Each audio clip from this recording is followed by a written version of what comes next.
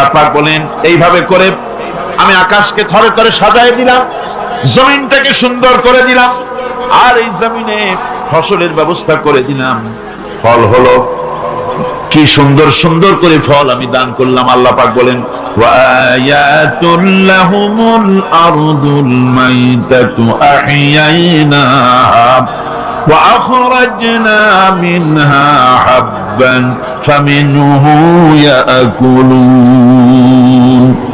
আমার নিদর্শনের ভিতরে এগুলিও নিদর্শন, মৃত্যু জমিনকে আমি জিন্দা করে দেই আর তার ভিতর থেকে তোমার রিজেক উৎপন্ন করি। এর মধ্যে কি কি বানালাম? ওয়াজআলনা ফীহা জান্নাতিম মিন নাখীলিন ওয়া আ'নাবিন ওয়া ফাজ্জারনা ফীহা মিনাল উয়ুন। সুন্দর করে এই জমিনের উপরে মরা জমিনকে জিন্দা করে তাতে খেজুর বাগান লাগালাম, খেজুর দিলাম, আঙ্গুর দিলাম, বেদানা দিলাম, কত রকমের ফল ফলাদি আমি সুন্দর করে দিলাম। জমিন থেকে ঝর্ণা ধারার পানি আমি উচ্ছারিত করে দিলাম। ليأكلوا من ثمره وما عملته أيديهم أفلا يشكرون। এই সমস্ত ফল তোমরা খাও, এবার বলো এর কোন একটি ফল কি তোমার নিজের হাতের বানানো নাকি? তুমি বানাইছো? এই যে বেদানা, আঙ্গুর, আপেল যা কিছু খাও কার বানানো? আফালা তাশকুরুন। এগুলো খাও, শুকর আদায় করো না। এগুলা খায় বান্দা ছাগলের মতো চাবায়, শুকর আদায় করে না। বাম হাত দিয়ে খায়, তার ডানের দিয়েও খায় না, আল্লাহর নাম নিয়ে খায় না। বাম হাত দিয়ে খাওয়া এটা নাকি একটা কি স্টাইল, সোজা কথা। আর হুজুর বলেছেন বাম হাতে খায় শয়তান। বাম হাতে কে খায়? চিল্লা এখন, বাম হাতে কে খায়? শয়তান। বাম হাতে আল্লাহর বানানো জিনিসগুলো খায়। সিগারেট গুলো দেখছি দাঁড়ায় দাঁড়ায়, বা যখন গাড়িতে চলি দেখি নজরে পড়ে সিগারেটটা ধরাইয়া মুখে ধরে টান দিয়া তারপরে উপরের দিকে ফু ছাড়িয়া দিয়ে তাকায় থাকে, ফু গেল কোন দিকে। আরে কপাল পোড়া মুসলমান। আল্লাহ রাব্বুল আলামিন বলেন এত সব অসংখ্য নিদর্শন আমি দিলাম, এই নিদর্শনাবলীর ভিতর থেকে আমারে খুঁজে বের করো, আমারে সেজদা দাও, শুকর আদায় করো। দাম চাই না, পয়সা চাই না, শুকর আদায় করো। মাঝে মধ্যে খাওয়ার বলো আলহামদুলিল্লাহ। পড়েন সবাই আলহামদুলিল্লাহি রাব্বিল আলামিন। আল্লাহর প্রশংসা করো। এই যে শীতের দিন বাড়িতে পায়াস বানায় খাও, চট্টগ্রামে খায় না বুঝি, এটা কি পায়াস বলে না কি বলে? কি বলে? ওই যে রস দিয়া চাউল দিয়ে বানায় পায়াস বলে। হ্যাঁ, সুখ পিঠা, শীত পিঠা, নানা পিঠার পায়াস তো ভিন্ন জিনিস। আচ্ছা বানান, আপনারা যেরকম খুশি খান। এই যে পিঠাগুলি বানাচ্ছেন, পায়াস বানাচ্ছেন, খেজুর গাছ রস দেয়। রস দেয় কোথায়? গোড়ায়, গোড়ায় না আগায়? আগায়। মাথা কাটায় চিন্তা করুন, যে খেজুর গাছের মাথা কাটতে পড়ে ফোটা ফোটা পানি পড়ে কলসি ভিজে যায়, ভরে যায়। সকালবেলায় গ্লাস গ্লাস ঠান্ডার মধ্যে এই শরবতগুলি আল্লাহর বানানো, এই শরবত গিলে গিলে খায়। মিষ্টি পানি মাথায় পাওয়া যায়। যে খেজুর গাছের মাথায় এই মিষ্টি পানি পাওয়া গেল, ওই খেজুর গাছের গোড়া খুঁজতে খুঁজতে 3 মাইল নিচেও যদি যান, মাথা কাটতে যেমন রস পাওয়া যায়, 3 মাইল নিচে গেলে ওই রকম রস পাওয়া যায় নাকি? পাশে তেঁতুল গাছ, পাশে নিম গাছ, নিম গাছে তিতা ফল দিল, আর একটা গাছে কষ ফল দিল, আর পাশে খেজুর গাছ মিষ্টি পানি আল্লাহ বানায়া দিলেন। আবার নারকেল গাছ বানায় দিলেন। নারকেল গাছের 30 হাতের মাথায় ডাবের ভিতরে আল্লাহ মিশ্রি যেন শরবত বানায় দিলেন। বান্দারে খালি শরবত খাইয়া পেট ভরবে না, এই জন্য ডাবের ভিতরে তোর জন্য হালুয়া রুটিও বানায়া রাখছি। তারপরেও যদি বলে আল্লাহ নাই, এর বুঝাবার কোন উপায় নাই। আল্লাহ হেদায়েত করুন, কোন আমিন। মহান আল্লাহ রাব্বুল আলামিন বলে বান্দারে দুগ্ধ পোষ্য, দুধ প্রদানকারী, দুগ্ধ দানকারী চতুষ্পদ জন্তুর ভিতরে আমি আল্লাহ রাব্বুল আলামিনের নিদর্শন আছে, উপদেশ আছে তোদের জন্য। ওয়া ইন্না লাকুম ফিল আনআমি লাইবরা نسقيكم مما في بطونه من بين فرث ودم لبنا خالصا سائغا للشاربين। চতুষ্পদ জন্তুর ভিতরে আমি আল্লাহর নিদর্শন আছে, তোমার শিক্ষা আছে। চতুষ্পদ জন্তুর দিকে তাকাও। তোমার বাড়ির গাভী আর তোমার বাড়ির ছাগলে খায় কি? ভুসি খাইলো, তিসি খাইলো, আর জমিনের ঘাস খেলো। এগুলি খাওয়ার পর শরীরের ভিতরে এই খাদ্য দিয়ে রক্ত হয়, পায়খানা হয়, পেশাব হয়, আর পাশাপাশি রাস্তা দিয়া এমন সুন্দর শুভ্র স্বচ্ছ এবং পানকারীদের জন্য সুস্বাদু দুধ, পেশাব পায়খানা যেখান থেকে বেরোয় তার পাশে থেকেই আমি তোমার জন্য সুস্বাদু দুধ বের করে দেই। এগুলো দেখো, কি বোঝো না যে নিশ্চয়ই কেউ একজন আছে? ভাইরা আমার, আল্লাহ রাব্বুল আলামিন বলেন, আকাশ থেকে মিষ্টি পানি আমি বর্ষণ করে দিলাম। এই মিষ্টি পানি, সমুদ্রের পানিগুলি নোনা, এই নোনা পানিগুলি লক্ষ্য করেন, মাথা খাটান, তাম দেশের সমস্ত আবর্জনাগুলি সব সমুদ্রে চলে গেল। আবর্জনাগুলি আল্লাহ নষ্ট করে দিলেন, পানিকে স্বচ্ছ করে দিলেন। নোনা পানি আকাশে উঠে গেল বাষ্পের আকারে, সেখান থেকে বৃষ্টি হলো। নোনা বর্ষিত হলো না মিষ্টি হলো? কন জোরে কন, কি হলো? আল্লাহ পাক বলেন, শোনো, লাউ নাশাউ জাআলনাহু উজাজান ফালাউলা তাশকুরুন। আমি ইচ্ছে করলে এই পানিকে নোনা অবস্থায় নাজিল করে দিতে পারতাম, জমিনের ফসল নষ্ট হয়ে যেত। আমি নোনা পানিকে মিষ্টি করে বর্ষণ করলাম।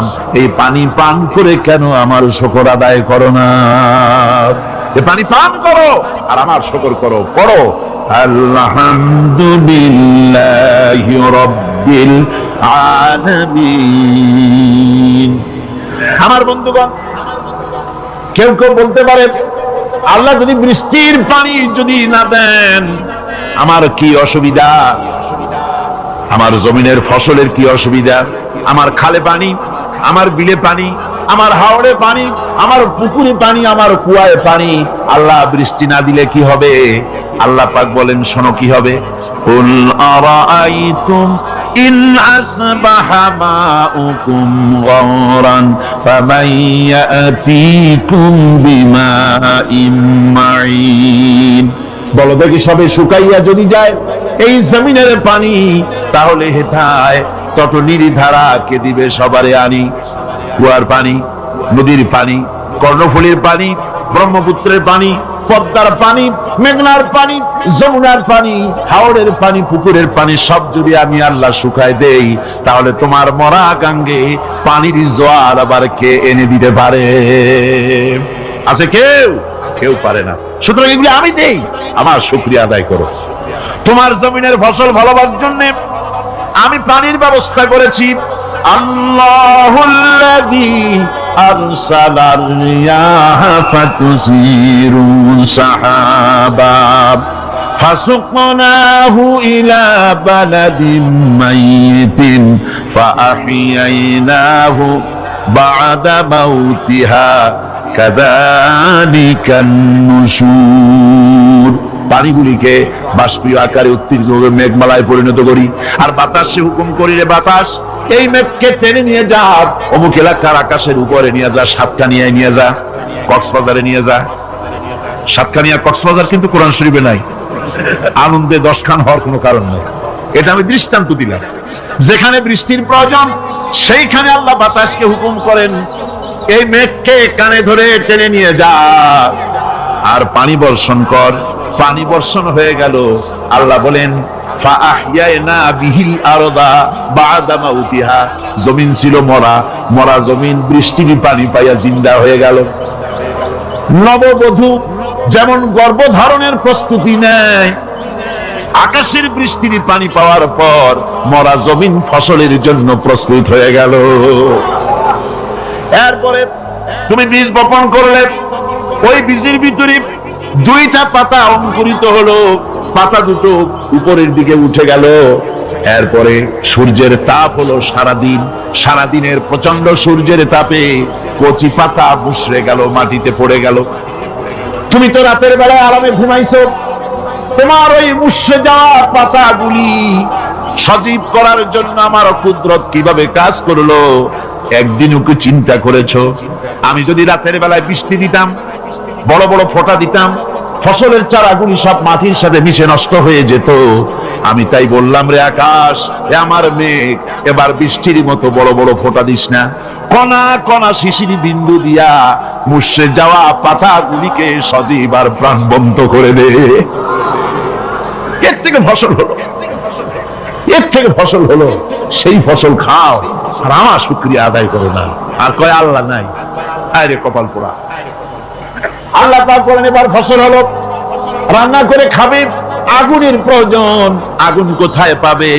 আল্লাহ পাক বলেন, আফারাআইতুমুন নারাল্লাতী তুরুন, তোমরা কি কখনো চিন্তা করে দেখো নাই যে আগুন যা তোমরা জ্বালাও, এই জ্বালানি পাইলা কোথায়? এই জ্বালানি কোত্থেকে পেয়েছো? এই জ্বালানি কাঠগুলি আনতুম আনশাআতুম শাজারাতাহা আম নাহনুল মুনশিউন, এই গাছগুলি কে বানিয়েছে? তুমি না আমি? কে বানিয়েছে? চিল্লায় এখন কে বানালে? আল্লাহ পাক বানিয়েছে। সুন্দর করে গাছ বানালাম, গাছ দিয়া দেশ ভরে দিলাম। এই গাছগুলি মানুষেরা পাইকারি করে কাটে, গাছ আর লাগায় না। গাছগুলি আল্লাহ পাকের নবী বলেছেন, বিনা প্রয়োজনে গাছের পাতাটি ছিঁড়ো না, কাজে লাগলে তো কাটতেও পারবা, কিন্তু বিনা প্রয়োজনে পাতাটাও ছিঁড়বা না, কারণ গাছের সব পাতাগুলি আল্লাহ রাব্বুল আলামিনের জিকির করে। এই গাছ, এই জ্বালানি আমি বানাইছি, কাঠ ফুরিয়ে যাচ্ছে, তাহলে পৃথিবী বাঁচবে কি করে, মানুষ খাবে কি করে? আল্লাহ পাক বলেন, ওই চিন্তা তো তোমরা করো নাই, এই পৃথিবীর মানুষগুলিকে খাওয়াবার জন্য গাছ বানালাম। গাছ তোমরা জনমের মতো কাটলে, এবার গাছ যখন কমে গেছে, রান্নায় যেন কোনো অসুবিধা না হয়, সেজন্য আমি মাটির তলা দিয়া গ্যাস বানাইয়া দিলাম। ওই গ্যাস কার? চিল্লা এখন গ্যাস কার? পেট্রোল কার? ডিজেল কার? কেরোসিন কার? সব কার আল্লাহ সুবহানাহু ওয়া তাআলা। আল্লাহ পাক বলেন, এইভাবে করে আমি রব্বুল আলামিন খাওয়া পড়ার ব্যবস্থা করে দিলাম। আমি সেই আল্লাহ, আমার নাম আল্লাহ। নাম কি? আমার উপরে ঈমান আনো। ঈমান আল্লাহ আছেন এতটুকুন কথাই যথেষ্ট নয়, পূর্ব পশ্চিমে মাথা যতই ঘুরাও না কেন, ওটাই তোমাকে কল্যাণ আনবে না। কল্যাণ আনবে আল্লাহর জাতির উপরে পরিপূর্ণ ঈমান আনা লাগবে। আমার বন্ধুগণ, আল্লাহ রাব্বুল আলামিন বলেছেন, ইয়া আইয়ুহাল ইনসানু মা গাররাকা বিরাব্বিকাল কারীম, হে মানুষ, কে তোমাকে তোমার এই মহামান্বিত সম্মানিত এই প্রভুর ইবাদত থেকে, গোলামি থেকে কে ফিরিয়ে দিল? কোথায় যাচ্ছ, কোথায় ফিরছ? ফিরে আসো, আল্লাহ আছেন, এটা বিশ্বাস করতে হবে। এটা হলো প্রথম বিশ্বাস। ঈমানের সবচেয়ে বড় কথা হলো আল্লাহর প্রতি ঈমান আনা। এই আল্লাহর প্রতি ঈমান আনতে হলে শর্ত কয়টা? জোরে বলেন কয়টা? চারটা। তার শুনলেন কয়টা? একটা। এবার আমি আপনাদেরকে বলবো আল্লাহর সিফাতের কথা। জাত বলেছি, আল্লাহর অস্তিত্ব। এবার হলো সিফাত। সিফাত হলো গুণ, গুণাবলী। এই গুণাবলীকে, আল্লাহর গুণাবলীকে বিশ্বাস করতে হবে। আল্লাহর অসংখ্য গুণ আছে, যে গুণের কোনো শেষ নাই। আল্লাহ পাক বলেন, ওয়ালিল্লাহিল মাসালুল আ'লা ওয়া হুয়াল আজিজুল হাকীম। আল্লাহর জন্য সবচেয়ে গুণাবলী তার, উত্তম গুণাবলী একমাত্র তার জন্যই স্মরণীয়। তিনি সকলের উপরে বিজয়ী এবং সর্বজ্ঞ।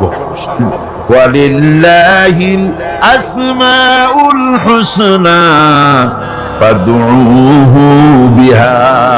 আল্লাহ পাক বলেন আল্লাহর জন্য অসংখ্য সুন্দর সুন্দর নাম আছে, ওই নাম দিয়ে আল্লাহরে ডাকো। কারে ডাকবে? আল্লাহকে। চিল্লা এখন কারে? আল্লাহকে ডাকতে হবে, তার সুন্দর সুন্দর নাম আছে। আপনি ডাকেন ইয়া আল্লাহ, বলেন ইয়া আল্লাহ, ইয়া রহমান, ইয়া রহিম, ইয়া হাই, ইয়া কাইয়ুম, ইয়া জব্বার, ইয়া সত্তার, ইয়া গফফার, ইয়া মুতাকাব্বির, ইয়া আজিজ। আল্লাহর অসংখ্য নাম রয়েছে, 99টা সুন্দর সুন্দর নাম। আল্লাহ পাক বলেন এই নামে আমারে ডাকো। কিন্তু আমার দেশের এক শ্রেণীর মূর্খ মুসলমান আছে যারা আল্লাহরে বাদ দিয়া ইয়া আব্দুল কাদের শাইয়ান লিল্লাহ, হে আব্দুল কাদের জিলানী আমারে কিছু দাও। জোরে কোন নাউজুবিল্লাহ, জোরে বলেন নাউজুবিল্লাহ। আমার ভাইরা, আল্লাহর সিফাত, আল্লাহর গুণাবলী এর কোনো শেষ নাই। আল্লাহর এই গুণগুলিকে বিশ্বাস করা লাগবে। আল্লাহ পাক বলেন আল্লাহু খালিকু কুল্লি শাইইন ওয়া হুয়া আলা কুল্লি শাইইন ওয়াকিল। সবকিছু স্রষ্টা হলেন আল্লাহ। সেই আল্লাহরে থুইয়া তুমি আরেকজনের কাছে যাও চাইতে, তোমার কপালটা ফুটছে কেন? আল্লাহর কাছে চাও, তার গুণাবলী, তার শ্রেষ্ঠত্ব বর্ণনা করো। আল্লাহ পাক বলেন আমার গুণাবলী দেখো, চোখে দেখায় দেই আমার গুণ কি। চোখে দেখো খালাকাস সামাওয়াতি বিগাইরি আমাদিন তারাউনাহা। তুমি কি লক্ষ্য করে দেখো না আমি কিভাবে বিনা খুঁটিতে আকাশকে খাড়া করে রেখেছি? অত বড় বিরাট আকাশ, একটা খুঁটিও আছে নাকি? জোরে কোন আছে নাকি? ওয়া আলকা ফিল আরদি রাওয়াসিয়া আন তামিদা বিকুম। এরপরে আমি এই পৃথিবীর বুকে পাহাড়কে গেঁথে দিয়েছি যাতে করে তোমাকে নিয়ে জমিনটা হেলাদোলা করতে না পারে, এর জন্য পাহাড় গেড়ে দিয়েছি। এই চট্টগ্রামে অনেক জায়গায় পাহাড় কাটা হয়, হয় কিনা বলেন? মস্ত বড় অন্যায়, পাহাড় কাটবেন না, এটা আত্মঘাতী কাজ। পরিবেশ নষ্ট করতেছেন আপনারাই। পরিবেশ নষ্ট করার কারণে গ্রিন হাউস এফেক্ট হয়ে পড়েছে। ওজোন স্তরের লেয়ারে, ওজোন স্তরে, ওজোন লেয়ারে ফাটল ধরেছে। আমাদের কারণেই আমরা ক্ষতিগ্রস্ত হচ্ছি। আজ যে বিপদ আপদ আসে, সাইক্লোন হয়, টর্নেডো হয়, বজ্রপাত হয়, এগুলি এমনি এমনি হয় না। আল্লাহ পাক বলেছেন ওয়ামা আসাবাকুম মিন মুসিবাতিন ফাবিমা কাসাবাত আইদিকুম ওয়া ইয়াফু আন কাসীর। তোমার উপরে যত বিপদ আছে সব তোমার হাতের কামাই করা, আর আমি অনেকগুলি তো মাফ করে দিয়ে থাকি। সব হাতের কামাই করা। আল্লাহ কয় পাহাড়গুলো সাজায় দিলাম, জমিনকে সুন্দর করে দিলাম। এই যে আমি সব করলাম, গাছ দিলাম, বাড়ি দিলাম, জমি দিলাম, গরু দিলাম, বাছুর দিলাম, বউ দিলাম, বাচ্চা দিলাম, সবকে দিল। সবকে সৃষ্টি করেছেন। এবার আল্লাহ চ্যালেঞ্জ করছেন হাযা খালকুল্লাহি ফাআরুনি মাযা খালাকাল্লাযীনা মিন দুনিহি। এ হচ্ছে আমার সৃষ্টি। আকাশ কার সৃষ্টি? এ জমিন কার সৃষ্টি? এই দিকের লোকেরা কথা কয় না, আপনাদের হয়েছে নাকি? আকাশ কার সৃষ্টি? এ জমিন কার সৃষ্টি? এ মানুষ কার সৃষ্টি? পাহাড় কার? গাছ কার? গবাদি পশু কার? সমুদ্র কার? চন্দ্র কার? সূর্য কার? এবার দেখাও আল্লাহ ছাড়া তোমার কে কোন জিনিসটা বানাইছে? ফারুনি, দেখাও আমাকে আমি আল্লাহ ছাড়া কি বানাইছি তোমার। সব আমি বানাইছি। আল্লাহ রাব্বুল আলামিন বলেন তোমরা বড় ধোকার ভিতরে পড়ে আছো। সমস্ত সৃষ্টি আমি করেছি, আমি সৃষ্টি করে তোমার কল্যাণের জন্য সব ছড়ায় দিয়েছি। এমনকি আমি আকাশ থেকে জমিন থেকে খাদ্য দিয়ে তোমাদেরকে বাঁচাইছি। সমস্ত ক্ষমতা আমার। পশু পাখিকে খাবার দেই। এই পৃথিবীতে যত কিছু আছে সবকিছুর খাবার আমি পৌঁছাই। আর এভাবে করে প্রাণী সমূহকে প্রতিপালন এবং খাদ্যের ব্যবস্থা আমি আল্লাহ রাব্বুল আলামিন করে দেই। এখন বলো, দেখো আমাকে তোমরা চেনো। ফাযালিকুমুল্লাহু রাব্বুকুমুল হক। এই আল্লাহই হচ্ছেন তোমাদের প্রকৃত রব, যিনি গাছপালা, তরুলতা, মানব জিন, ইনসান, কীট পতঙ্গ এবং তার সমস্ত প্রয়োজন যিনি প্রয়োজন করেছেন, ফাযালিকুমুল্লাহু রাব্বুকুমুল হক, তিনি হচ্ছেন প্রকৃতপক্ষের রব। ফামাযা বা'দাল হক্কি ইল্লা দালাল। সুতরাং এখন আর সত্য যখন সুস্পষ্ট হয়ে গেল, এখন গোমরাহি ছাড়া আর কিছুই বাকি রইল না। সত্য স্পষ্ট হয়ে যাওয়ার পর বাকি যা আছে সব কি? গোমরাহি। আল্লাহ পাক বলেন, দেখো আমার সিফাত, আমার গুণ হলো আমি খেতে দেই, মানুষ বানাইছি, প্রাণী বানাইছি, খেতে দেয় কে? জোরে কোন? লাহু মাকালিদুস সামাওয়াতি ওয়াল আরদ ইয়াবসুতুর রিজকা লিমান ইয়াশা। আল্লাহ বলেন রিজিকের চাবিকাঠি আমার হাতে, যারে খুশি পর্যাপ্ত দেই, যারে খুশি পরিমিত দেই। রিজকের চাবিকাঠি আমার হাতে, সবাই আমি খাওয়াই। সমস্ত প্রাণীকে কে খাওয়ান? জোরে কোন কে খাওয়ান? আল্লাহ পাক। আর কি খাওয়া খায় মানুষে আর অন্যান্য প্রাণীরা? সুবহানাল্লাহ। কর আমার ভাইরা, এবার এই যে আমেরিকা থেকে আসলাম, আমি যে বললাম ক্যালিফোর্নিয়া একটা প্রোগ্রাম ছিল, ক্যালিফোর্নিয়া থেকে লস অ্যাঞ্জেলেস, ক্যালিফোর্নিয়ার লস অ্যাঞ্জেলেস শহরে আমার প্রোগ্রাম। 3 দিন ছিলাম সেখানে। তারা আমাকে বলল যে 3 দিনের মধ্যে আমরা একটা দিন রেখেছি আপনার একটু রিক্রিয়েশনের জন্য, একটু সাইট সিন দেখাবার জন্য। আমি তাদের শুকরিয়া আদায় করলাম যে আল্লাহ আপনাদের প্রতি রহম করুন, যেহেতু ঢেকি যেখানে যায় সেখানেই বাড়াবান। আপনারা যে আমার জন্য একটু সুযোগ দিচ্ছেন সাইট দেখার, আমি শুকরিয়া আদায় করছি। তো কোথায় নেবেন? তারা বলল সি ওয়ার্ল্ড দেখাবো আপনাকে। বললাম আচ্ছা, ভালো কথা। লস অ্যাঞ্জেলেস থেকে সান দিয়েগো 300 মাইল দূরে, প্রশান্ত মহাসাগরের পাড়ে সান দিয়েগো, সেখানে সি ওয়ার্ল্ড, সমুদ্রের ভিতরে যে সমস্ত প্রাণী আছে, 3 মাস বাদে বাকি যতদূর সম্ভব হয়েছে তারা সেখানে তা রেখেছে। সমুদ্রের প্রাণীগুলো যে পরিবেশে থাকে সেই ধরনের পরিবেশ তৈরি করে রেখেছে। বিশাল এরিয়া।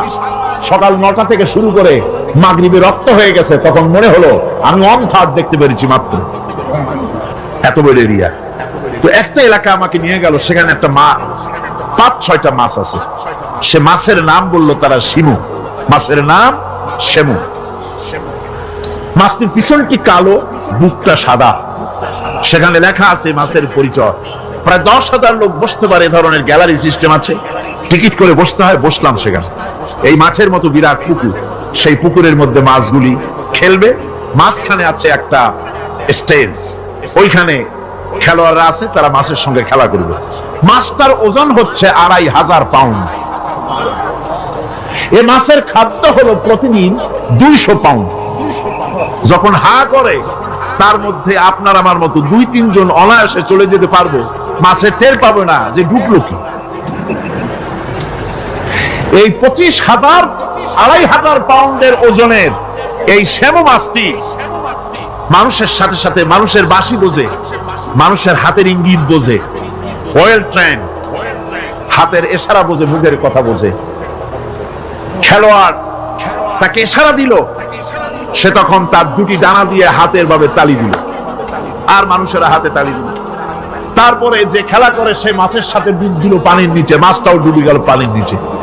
এরপরে মাছটা মানুষটাকে কোথায় যে গেল আর দেখি না। অনেকক্ষণ পর মাছটা মানুষটাকে মাথার উপরে নিয়ে তারপরে পানি ছুঁয়ে 25 ফিট উপরে উঠে গিয়েছে লাফ দিয়ে। ওইখান থেকে মানুষটা ডিগবাজি খেতে খেতে পড়লো, আর মাছটাও ঠিক একইভাবে ডিগবাজি খেতে খেতে পানির ভিতরে পড়ে গেল। আমি চিন্তা করলাম 200 পাউন্ড খাদ্য হলো এই সেমুর, তাহলে তিমির খাদ্য কত টন দৈনিক কত টন খাদ্য খাবার দিতে হয় তিমিকে। সি লায়ন দেখলাম, বিশাল সি লায়ন। তারপরে আল্লাহর সব সৃষ্টি দেখে অবাক হয়ে গেলাম। সেই প্রাণীগুলি সমুদ্রের অত বড় বিশাল তিমি, 1টার 2টা, কি কর এই অসংখ্য তিমি মাছগুলি টনকে টন খাদ্য যার ডেলি লাগে। তিমি মাছের, শ্যামু মাছের, সি লায়নের, ডলফিনের, এই যে লক্ষ লক্ষ টন খাদ্য তার লাগে। বাঘের খাদ্য লাগে, হাতির খাদ্য লাগে, ব্যাঙের খাদ্য লাগে, সাপের খাদ্য লাগে। আপনারা আমার কাছে বলেন এই খাদ্যগুলি পৃথিবীর কোন ব্যাংকে জমা আছে নাকি? পৃথিবীর কোন ব্যাংকে, কোন খাদ্য গুদামে তিমির খাদ্য নাই, ব্যাঙের খাদ্য নাই, সাপের খাদ্য নাই। আর সকলের খাদ্য তো একরকম না। তিনি যেটা খায় শ্যামু সেটা খায় না, শ্যামু যেটা খায় ডলফিন সেটা খায় না, ইলিশ মাছ যেটা খায় বোয়াল মাছে সেটা খায় না, হরিণের যেটা খায় বাঁদরে সেটা খায় না, আবার শুয়ারের যেটা খায় গাদায় সেটা খায় না, বাঘের যেটা খায় শিয়ালে সেটা খায় না। এক একজনের এক এক রকমের খাবার। এই যে লক্ষ লক্ষ কোটি কোটি প্রাণীগুলি, ব্যাংকে কোনো জমা নাই, সঞ্চয় নাই। আল্লাহ কয় সকাল বেলায় খালি পেটে তিনি বের হয়, হাতি বের হয়, গন্ডার বের হয়, পিঁপড়া বের হয়, সাপ বের হয়। খালি পেট নিয়ে সমস্ত প্রাণীগুলি মহাশূন্যে কেউ ওড়ে, আর কেউ বা পানিতে সাঁতরায় খাদ্যের অন্বেষায়, কেউ বা জঙ্গলে ঘোরে। এই ঘুরতে ঘুরতে, উঠতে উঠতে, সাঁতরাতে সাঁতরাতে খেয়ে পেট ভোজা সন্ধ্যার সময় সকলে বাড়ি ভিড়াইয়া দেই। কে দেয়? চিল্লায় কমিয়া কে দেয়?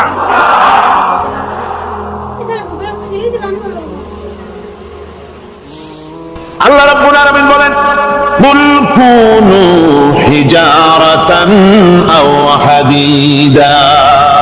নবী শুনিয়ে দেন, তোমরা যদি মরে গিয়া মাটির সাথে মিশে গিয়া যদি পাথরও হয়ে যাও, আর যদি তোমরা লোহাও হয়ে যাও, তারপরেও আল্লাহ রাব্বুল আলামিন তোমাদেরকে জিন্দা করবেন, আবার তোমাদের উঠাবেন। ওরা বলে যে আচ্ছা বুঝলাম, কে উঠাবে আমাদের? কেমনে উঠাবে? আল্লাহ পাক বলেন ফাসায়াকুলুনা মান ইউঈদুনা। ওরা বলে আমাদেরকে কে উঠাবে, আমাদেরকে কে জিন্দা করবে? আল্লাহ পাক জবাবে বলেন কুলিল্লাযী ফাতারাকুম আউওয়ালা মাররা। যিনি তোমাদেরকে প্রথম সৃষ্টি করেছেন তিনি আবার তোমাদেরকে জিন্দা করবেন। আল্লাহ পাক সুন্দর করে বুঝাচ্ছেন। এই সব কথা শোনার পরে فَسَيُنْغِضُونَ إِلَيْكَ رُؤُوسَهُمْ وَيَقُولُونَ مَتَى هُوَ। এসব কথা শোনার পরে আল্লাহ বলেন ওই কাফেররা মাথা ঝুলায় ঝুলায় বলে আচ্ছা তা বুঝলাম। আল্লাহ বলেন ওরা মাথা ঝুলায় আর বলে আচ্ছা বুঝলাম, তবে কিয়ামত কবে সেই কিয়ামত অনুষ্ঠিত হবে? আল্লাহ বলেন নবী শোনায় দাও কুল আসা আইয়াকুনা করিবা। বেশি দেরি নাই, হতে পারে খুবই তাড়াতাড়ি। কি বলা যায়, সে সময়টা অতি নিকটবর্তী হয়ে যেতে পারে, খুবই নিকটবর্তী সে সময়, সে বেশি দেরি হওয়ার কথা নয়। আল্লাহ পাক এবার মানুষকে যুক্তি দিয়ে বোঝাচ্ছেন। কোরআনে কারীম মানতে মানুষ অস্বীকার করলে আল্লাহ ডান্ডার ব্যবস্থা করেন নাই। নবীজিকে বলেছেন ইন্নামা আনতা মুযাক্কিরুন লাস্তা আলাইহিম বিমুসাইতির। নবী আপনি একজন উপদেশক, উপদেশ দিয়ে যান। আপনাকে দারোগা করে বানাই নাই লাঠি চার্জ করার জন্য, পিটায় মানুষ হিদায়াত করার দরকার। মানুষকে বুঝান, যুক্তি দিয়া বুঝান। আল্লাহ নিজে যুক্তি দিচ্ছেন আনতুম আশাদ্দু খালকান আমিস সামাউ বানাহা। ওই কাফেরেরা, তোমরা যারা পরকালকে অস্বীকার করো, তোমাদেরকে উঠাইতে পারবো না যারা তোমরা বলছো, তোমাদেরকে সৃষ্টি করা কঠিন না ওই বিশাল আকাশটাকে সৃষ্টি করা কঠিন? ওই বিশাল আকাশটাই তো আমি আল্লাহ সৃষ্টি করেছি। যেরকম সুবহানাল্লাহ। তত বড় আকাশটারে যিনি বানাইতে পারলেন, সে কথা বুঝি তোমাকে তৈরি করতে পারবে না? আল্লাহ পাক বলছেন ফানজুর ইলা আসারি রাহমাতিল্লাহি কাইফা ইউহিল আরদা বাদা মাউতিহা। লক্ষ্য করে দেখো এই পৃথিবীর মাটিকে আল্লাহ কিভাবে জিন্দা করেন। মুর্দা মাটি, এই মাটি চৈত্র বৈশাখ মাসে প্রখর রোদে মাটি ফেরে চৌচির হয়ে যায়। এই ফেটে যাওয়া চৌচির মাটিতে আল্লাহ পাক বৃষ্টির পানি দিয়ে এই মাটিকে, এই মৃত্যু মাটিকে আল্লাহ পাক যেভাবে জিন্দা করেন, ইন্না যালিকা লামুহিল মাউতা ওয়া হুয়া আলা কুল্লি শাইইন কাদির। সে আল্লাহ পাক তোমরা মরলে পরে আবার এভাবে জিন্দা করতে পারবেন। জোরে কোন সুবহানাল্লাহ। আমার ভাইয়েরা, আল্লাহ পাকের পরে বলেন দেখো মৃত্যু জমিনকে কেমনে জিন্দা করি। আল্লাহুল্লাযী আরসালার রিয়াহা ফাতুসিবু সাহাবা। فسقناه إلى بلد ميت فأحيينا به الأرض بعد موتها كذلك النشور আমি আল্লাহ রাব্বুল আলামিন ওই সমুদ্রের নোনা পানিগুলোকে, সমুদ্রের লবণাক্ত পানিগুলিকে বাষ্পীয় আকারে উত্থিত করে মেঘমালায় পরিণত করি, আর এরপরে বাতাসকে হুকুম করি, বাতাস সেই মেঘটারে টেনে নিয়ে যাও অমুক জায়গায়। মেঘ চলে এলো, আল্লাহ রাব্বুল আলামিন বলেন মেঘ এবার বিন্দু বিন্দু করে বৃষ্টি বর্ষণ করে দে। আমার হুকুমে ওই পানিগুলি বৃষ্টি হয়ে বিন্দু বিন্দু হয়ে জমিনে পতিত হয়। আল্লাহ বলেন এভাবে করে বৃষ্টির পানি দিয়া মরা জমিনকে জিন্দা করে দিয়া নববধূ গর্ভধারণের যেমন প্রস্তুতি নেয়, বৃষ্টির পানি পায়া মরা জমিন তেমন ফসল ধারণের জন্য প্রস্তুতি নিয়ে নেয়। সুবহানাল্লাহ। এইটা যেভাবে আমি করি কাযালিকান নুশুর, এইভাবে করে তোমাদের কি কিয়ামতের দিন আমি জিন্দা করতে পারবো? কেমনে অস্বীকার করো? كيف تكفرون بالله وكنتم أمواتا فأحياكم ثم يميتكم ثم إليه ترجعون। কি করে তুমি আমাকে, আমি আল্লাহকে অস্বীকার করো?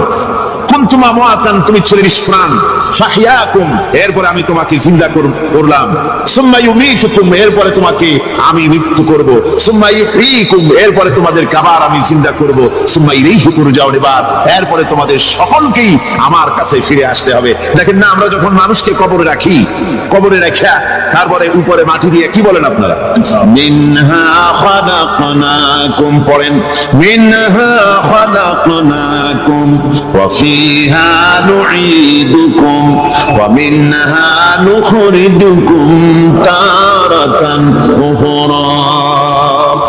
এ বান্দা, এই মাটি দিয়া করে তৈরি করা হয়েছিল, এই মাটির ভিতরে রেখে গেলাম, আবার এই মাটি থেকে আল্লাহ রাব্বুল আলামিন তোমারে জিন্দা করবেন। কিয়ামতের ময়দানে সকলকে উঠতে হবে সেখানে আল্লাহর দরবারে। আল্লাহ পাক বলছেন বান্দা কেমনে অস্বীকার করো? ইন কুনতুম ফি রাইবিন মিনাল বা'স ফাইন্না খালাকনাকুম মিন তুরাব। পরকালকে যারা অস্বীকার করো, কিয়ামতে উঠতে হবে, এটাকে কিভাবে অস্বীকার করো? চিন্তা করে দেখো, তুমি নিষ্প্রাণ মাটি ছিলে, সেই মাটি দিয়েই আমি তোমাকে তৈরি করেছি। আবার আল্লাহ পাক মানুষকে আরো বুঝান, কিয়ামত আছে, পরকাল হবে, আল্লাহর দরবারে উঠতে হবে। আলাম ইয়াকুনু ফাতাম মিন মানিজ্জিয়ুমনা, তুমি কি মাতৃগর্ভে নিক্ষিপ্ত এক ফোঁটা পানি ছিলে না? সুম্মা কানা আলাকাতান ফাখালাকা ফাসাওয়া, এরপরে তোমাকে মাংসপিণ্ডে, জমাট রক্তে মাংসপিণ্ডে পরিণত করা হলো, এরপরে তোমাকে সুন্দর করে তোমাকে সুগঠিত করা হলো। فجعل منه الزوجين الذكر والأنثى, এরপরে মাতৃগর্ভের ভিতরে আমি এটাকে পুরুষ বানালাম, কন্যা সন্তান অথবা পুত্র সন্তানে পরিণত করলাম। এইটা যে পেরেছে, যিনি পেরেছেন, আলাইসা যালিকা বিকাদিরিন আলা আইয়ুহিয়াল মাউতা, সে আল্লাহর পক্ষে কি সম্ভব নয় যে তোমার মৃত্যুর পরে তিনি আবার জিন্দা করতে পারবেন? কি বলবেন, কি বলেন, সম্ভব না? তিনি পারবেন না? নিশ্চয়ই তিনি আবার কিয়ামতের মাঠে আমাদেরকে হাজির করতে পারবেন, এতে কোনো সন্দেহ নাই। আল্লাহ পাক সেই জন্য এখানে বলতেছেন যে ওরা বাল কাযযাবু বিসসাম, ওরা আসলেই পরকালকে অস্বীকার করেছে। আপনি যে নবী, এতে কোনো সন্দেহ নাই। আপনি খানা খান, আপনি বাজারে যান, এটাই মূল আপত্তির বিষয় না। মূল কথা হলো তারা পরকালকে অস্বীকার করেছে। আল্লাহ পাক বলেন وأن الساعة آتية لا ريب فيها, অবশ্যই সে সময় আসবে, সে কিয়ামত আসবেই, এতে কোনো সন্দেহ নাই।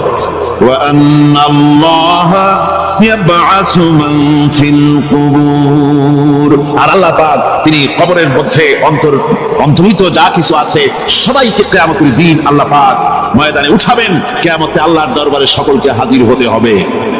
আমার বন্ধুগণ, আল্লাহ পাক বলেন ওয়ালাকাদ খালাকনাল ইনসানা মিন সুলালাতিন মিন তিন।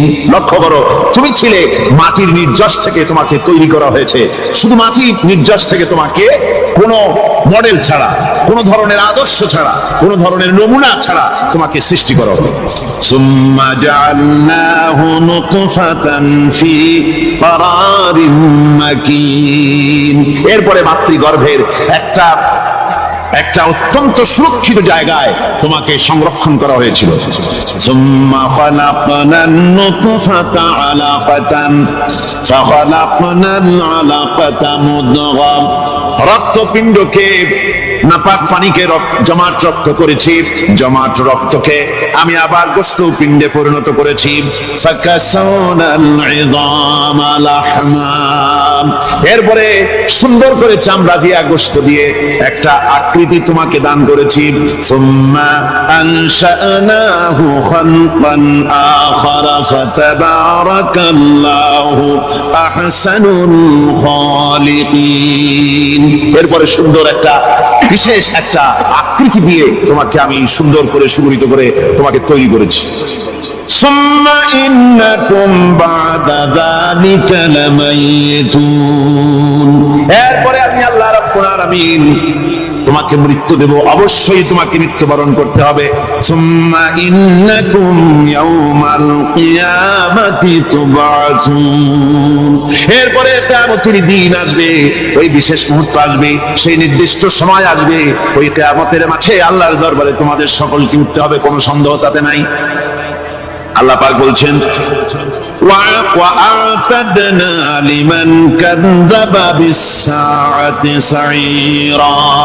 আমার এই পরকালকে, এই আখিরাতকে, কিয়ামতের দিনকে যারা অস্বীকার করবে, যারা মিথ্যা মনে করবে, আমি তাদেরকে জ্বলন্ত আগুনের শাস্তি তাদের জন্য রেখেছি। জোরে বলেন নাউজুবিল্লাহ। সেই কিয়ামত, যে দিনটা আল্লাহ পাক মানুষের জন্য রেখেছেন, সেই কিয়ামতের অবস্থা বড়ই মারাত্মক। মানুষেরা তা জানে না। মানুষ যদি তা বুঝতে পারতো, জানতে পারতো, তাহলে মানুষেরা গুনাহের কাজ করতে পারতো না। আপনারা কি চিন্তা করেন, ওই যে কাফেরগুলি মক্কার জীবনে, রাসূল পাক সাল্লাল্লাহু আলাইহি ওয়াসাল্লামের মক্কি জিন্দেগিতে যে সমস্ত মানুষগুলি চুরি করতো, ডাকাতি করতো, জিনা করতো, বদমাশি করতো, মানুষ হত্যা করতো, এই লোকগুলি ফিরে আসতো কিসের কারণে? তাদেরকে আখিরাতের কথা বলা হয়েছে, এই পরকালের কথা বলা হয়েছে। কোরআন শরীফে আল্লাহ রাব্বুল আলামিন পরকালের কথা, মৃত্যুর কথা, কিয়ামতের কথা, হাসরের কথা, সিরাতের কথা, মিজানের কথা, মওতের কথা যত বলেছেন, জান্নাতের কথা যত জায়গায় যতগুলা বলেছেন, সবগুলি আয়াতে কারিমা যদি এক জায়গায় করা যায়, তাহলে পুরা কোরআন শরীফের 1/3 10 পারার সমান হবে। জোরে বলেন সুবহানাল্লাহ। যেহেতু পরকালের চিন্তা ছাড়া মানুষের জীবন পরিচ্ছন্ন হতে পারে না, সুন্দর হতে পারে না, অপরাধ মুক্ত হতে পারে না। আল্লাহ পাক বলেন সেই দিনটি বড়ই ভয়ানক, বিপজ্জনক।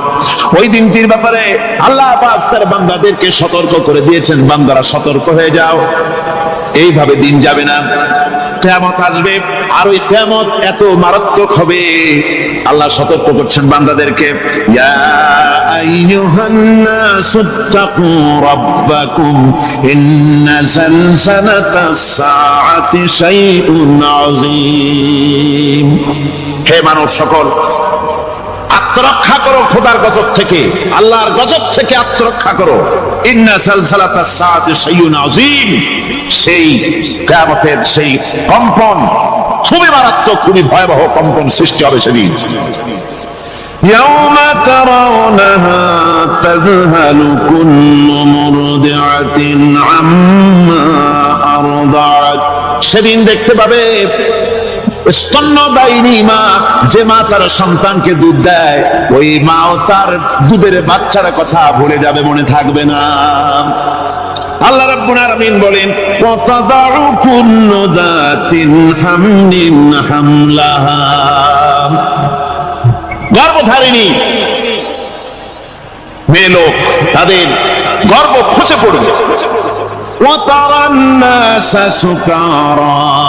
মানুষকে মানুষ দেখতে পাবে, মানুষগুলো উদ্ভ্রান্ত হয়ে পাগলের মতো ছোটাছুটি করছে। আল্লাহ বলেন ওয়া মা হুম বিসুকারা। আসলে এরা নেশাগ্রস্ত নয়, আসলে পাগল হয় নাই। ছুটছে কেন? কেন স্তন্যদায়িনী মা দুধের বাচ্চার কথা ভুলে গেছে? গর্ভধারিণী গর্ভবতী নারী, তার গর্ভ খসে পড়েছে, মানুষ পাগলের মতো দৌড়াচ্ছে। কারণ কি? পাগল তো হয় নাই। আল্লাহ বলেন আসল কারণ হলো ওয়ালাকিন্না আযাবাল্লাহি শাদীদ, আল্লাহ ভয়ঙ্কর আযাব। আর এই সব দৃশ্য, এই সব কম্পন মানুষের মধ্যে ত্রাস সৃষ্টি করে দিয়েছে, এই অবস্থার সৃষ্টি করেছে। আমার ভাইয়েরা, আল্লাহ পাক বলেন ওয়ানযিরহুম ইয়াওমাল আজিফাতি ইযিল কুলুবু নাদাল হানাজিরি কাযিমিন। ও নবী, মানুষদেরকে আপনি সতর্ক করেন, ওই দিনটা এমন হবে ভয়ের চোটে মানুষের কলিজা তার মুখের কাছে চলে আসবে। মানুষ ভয়তে অস্থির হয়ে যাবে, কলিজা গলার কাছে চলে আসবে। সেই দিনের কথা তাদের শোনায় দেন। ওই দিনটা এমন মারাত্মক দিন। فكيف تتقون إن كفرتم يوما يجعل الولدان شيبا। সেদিন ভয়ে চিন্তায় যুবক ছেলে বৃদ্ধে পরিণত হয়ে যাবে, কিশোরগুলি তরুণগুলি বৃদ্ধে পরিণত হয়ে যাবে। আমার বন্ধুগণ, মানুষ সেদিন দিক বিদিক হয়ে দৌড়াতে থাকবে, পালাবো কোথায়? আল্লাহ কোরআন শরীফে সব কথা বলে দিয়েছেন। ইয়াকুলুল ইনসানু আইনাল মাফার, কোথায় ভাগবো, পালাবো কোথায়? অস্থির হয়ে মানুষ দৌড়াতে থাকবে, পালাবো কোথায়, যাব কোথায়? আল্লাহ বলেন কাল্লা লা ওয়াজারা ইলা রাব্বিকা ইয়াওমাইযিনিল মুস্তাকার। ভাগবার কোন রাস্তা নাই, পালাবার কোন পথ নাই, একমাত্র তোমার রব ছাড়া, আল্লাহর দরবার ছাড়া পালানোর কোন রাস্তা যার নাই। আমার বন্ধুগণ, এই কঠিন সময়, এই কঠিন দিনে, পরকালের এই দিনে, কিয়ামতের এই মারাত্মক অবস্থায় সকলকে উঠতে হবে। আল্লাহ পাক বলেন এরপরে কিয়ামত অনুষ্ঠিত হয়ে যাবে। সূরা ফুরকানে আল্লাহ বলছেন ইযা রাআতুহুম মিন মাকানিন বাঈদিন সামিউ লাহা তাগায়ুযান ওয়া যাফীরা। যখন তাদেরকে জাহান্নাম দেখতে পাবে, অর্থাৎ জাহান্নামের, যখন তারা জাহান্নামের দিকে অগ্রসর হবে, তখন তারা দূর থেকেই জাহান্নামের ক্রোধ এবং তেজস্বী আওয়াজ শুনতে পাবে। জাহান্নামের আওয়াজ, বিকট আওয়াজ। ওই যে কক্সবাজারের সমুদ্র সৈকতে ভ্রমণ করতে গিয়ে সমুদ্রের তুফানের আওয়াজ শুনছেন না? কথা বল না কেন? সমুদ্রের তুফানের আওয়াজ শুনেছেন তো? এইটা কি? এটা কিছুই না, এর থেকে মারাত্মক আওয়াজ, তেজস্বী ক্রোধের আওয়াজ কানের মধ্যে আসতে থাকবে জাহান্নামীদের। আল্লাহ রাব্বুল আলামিন বলেন وَإِذَا أُلْقُوا مِنْهَا مَكَانًا ضَيِّقًا مُقَرَّنِينَ دَعَوْا هُنَالِكَ ثُبُورًا। যখন তাদেরকে হাত পা বেঁধে এই জাহান্নামের কোন সংকীর্ণ জায়গায় ফেলে দেওয়া হবে, তখন দাও হুনালিকা সুবুরা, তারা তখন নিজেদের ধ্বংস এবং মৃত্যু কামনা করবে। আল্লাহ বলেন লা তাদউল ইয়াওমা সুবুরান ওয়াহিদান ওয়াদউ সুবুরান কাসীরা। আজকে এক মৃত্যু দেখো না, অসংখ্য মউত ডাকো। আজকে মউত আর তোমাদের আসবে না, অসংখ্যবার ডাকলেও মউত তোমাদের আসবে না। এই যে জাহান্নাম, যে জাহান্নামের দিকে তাদের নিয়ে যাওয়া হবে, আল্লাহকে অস্বীকার করলে, নবীকে অস্বীকার করলে, ইসলামকে অস্বীকার করলে, আল্লাহর নবীর নবুয়তকে অস্বীকার করলে তাদের জায়গা হবে জাহান্নাম। আর সে জাহান্নাম এত মারাত্মক, এত কঠিন জায়গা, যে জায়গা সম্পর্কে আল্লাহ পাক বলছেন ইন্নাহু মাইয়াতি রাব্বাহু মুজরিমান ফাইন্না লাহু জাহান্নামা লা ইয়ামুতু ফিহা ওয়া লা ইয়াহইয়া। অপরাধী হয়ে যে লোক আল্লাহর দরবারে উপস্থিত হবে, তার জন্য জাহান্নাম হবে, জাহান্নামে আল্লাহ দিবেন। আর ওই জাহান্নামে যখন লোকটা পড়ে যাবে, জাহান্নামের অবস্থা এমন হবে লা ইয়ামুতু ফিহা ওয়া লা ইয়াহইয়া, সে বাঁচবেও না, মরবেও না, জীবন মৃত্যু একটা অবস্থা সৃষ্টি হবে। ওই জাহান্নামে নারুল্লাহিল মুকাদাতুল্লাতী তাত্তালিউ আলাল আফইদা। জাহান্নামের প্রচন্ড আওয়াজ, এই আগুন উৎক্ষিপ্ত হয়ে তাদের কলিজা পর্যন্ত, অন্তর পর্যন্ত স্পর্শ করবে এই আগুনের তাপ। আর এদের পাহারায় রাখা হবে ইন্নাহা আলাইহিম মুসাদাতুন ফি আমাদিন মুমাদ্দাদা। জাহান্নামীদের পাহারায় রাখা হবে নির্মম, কঠোর ব্যবহার, কর্কশ আওয়াজ, কর্কশ ভাষী এ ধরনের ফেরেশতাদেরকে রাখা হবে তাদের পাহারায়, তারা নিয়োজিত থাকবে। আল্লাহ রাব্বুল আলামিন বলেন, ও দুনিয়ার মানুষ, ইয়া আইয়ুহাল্লাযীনা আমানু আনফুসাকুম ওয়া আহলিকুম নারা। ও ইমানদারেরা, আল্লাহর তো দয়া বেশি বান্দার জন্য। বান্দার উপরে দয়া কার সবচেয়ে বেশি? সবচেয়ে বেশি দয়া হলো বান্দার উপরে আল্লাহ। আল্লাহ চান না যে সে জাহান্নামে যাক, কঠিন জায়গা জাহান্নাম। আল্লাহ বলেন, ও মুমিনেরা, তুমি নিজে আর তোমার পরিবারকে জাহান্নামের আগুন থেকে রক্ষা করো, আগুন থেকে রক্ষা করো, জাহান্নামের রাস্তা থেকে তাদের ফিরাও।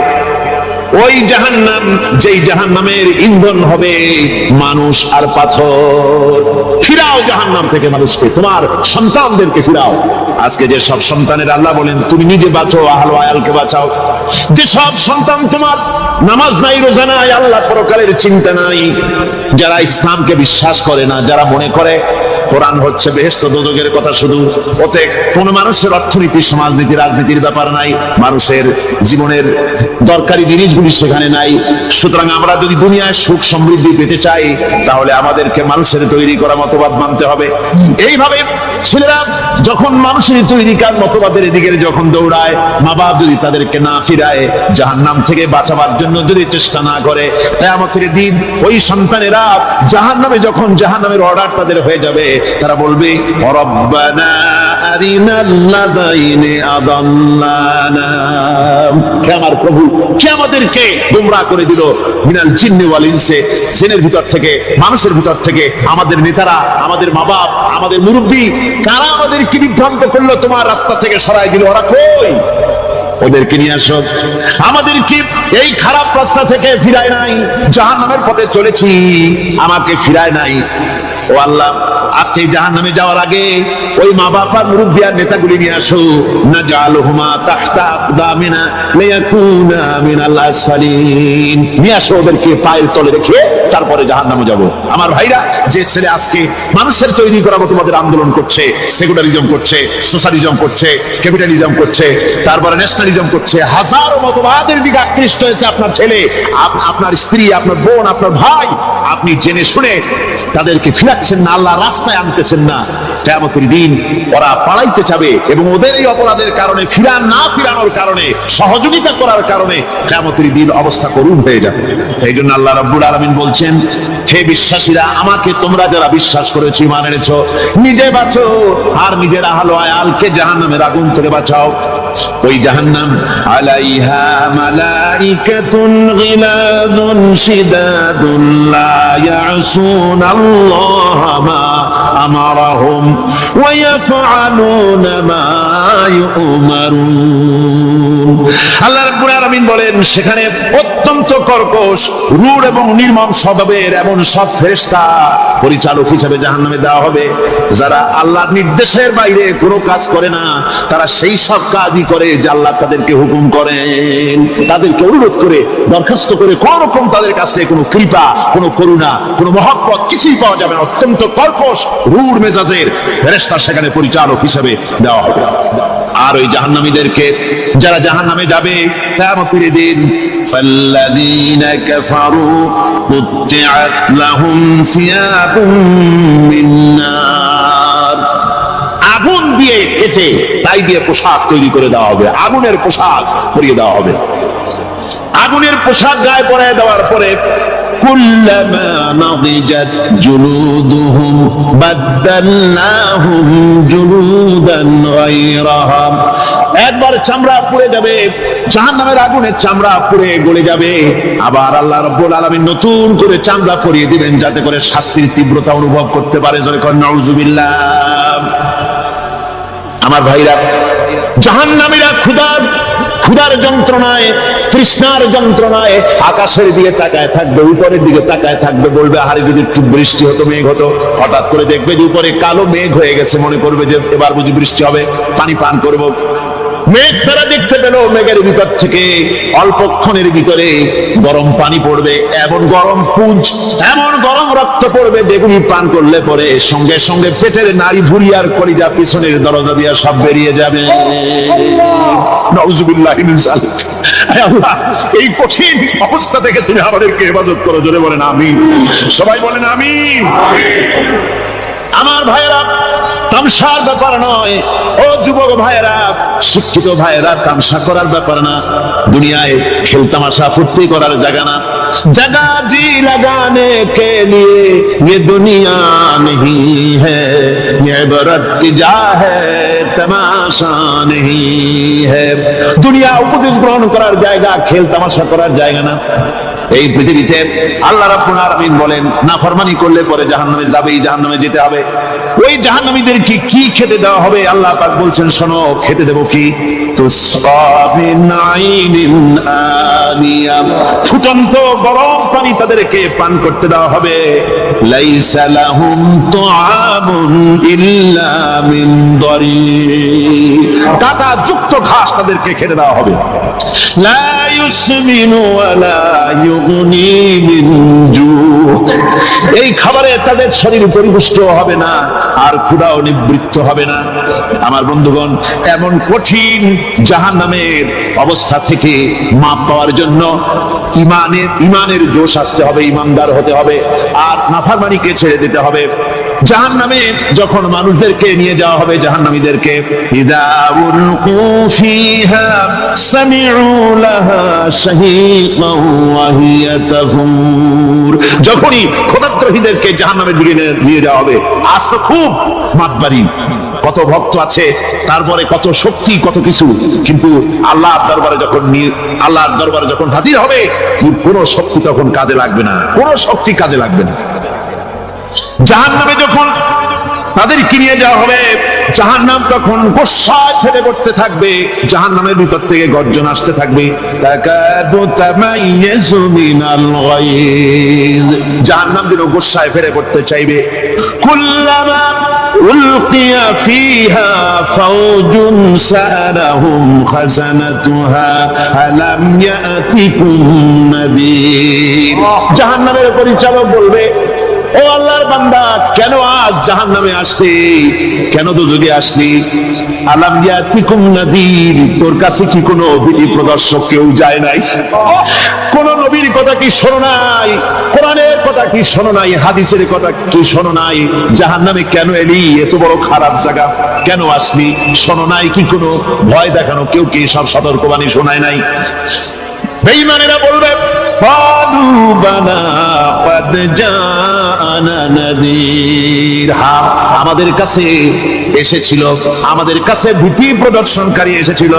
ফাকাযযাবনা ওয়া কুলনা মা নাযালাল্লাহু মিন শাই, এসেছিল কিন্তু আমরা বলেছি বেটা মিথ্যে কথা বলে। জোরে কর নাউযুবিল্লাহ, বেটা মিথ্যে কথা বলে। কিসের ব্যস্ত, কিসের দোজখ? খালি খালি দোজখের একটা ভয় দেখাইয়া দুনিয়ার এই টাটকা সুখগুলি নষ্ট করতে চায় এরা। পয়গম্বরদেরকে এরকম বলেছে, আর আলেমদেরকে যখন কোরআন হাদিস থেকে বলা হয় তখন বলে, এরা জানি দোজখের কথা কইতে, দোজখ কিসের? আর ব্যস্ত, সে তো এক অসভ্য উদ্যান। জোরে কর নাউযুবিল্লাহ। এমনি করে তারা তামসা করে। ওরা বলবে, আমরা এসেছিল ভীতি প্রদর্শনকারী, আমরা মিথ্যে মনে করেছি, বলেছি ওরা মিথ্যে কথা বলেছি, আল্লাহ এই ধরনের কিছু নাজিল করেন নাই। জাহান্নামীরা বলবে, ওয়াকালু লাউ কুন্না নাসমাউ আও নাকিলু মা কুন্না ফি আসহাবিস সাঈর, আরে লাউ কুন্না নাসমাউ, তার মানে হলো যদি আমরা শুনতাম, অর্থাৎ মানতাম, যদি নবী নবীর কথা মানতাম, কোরআনের কথা যদি মানতাম আর যদি ভালো করে বুঝতাম, মা কুন্না ফি আসহাবিস সাইর, তাহলে আজকে এই জাহান্নামের কঠিন শাস্তি আমাদের লাভ পেতে হতো না, জাহান্নাম থেকে বেঁচে যেতে পারতাম। কি সর্বনাশ করলাম বুঝি নাই, যা কিছু শুনেছি মানুষের কথা মতো শয়তানের ওয়াসওয়াসায় পড়ে তো ভুলই করলাম। সেদিন যতই আফসোস করা হোক না কেন, এই আফসোস কোনো কাজে লাগবে না। قل أذلك خير أم جنة الخلد التي وعد المتقون كانت لهم جزاء ومصيرا।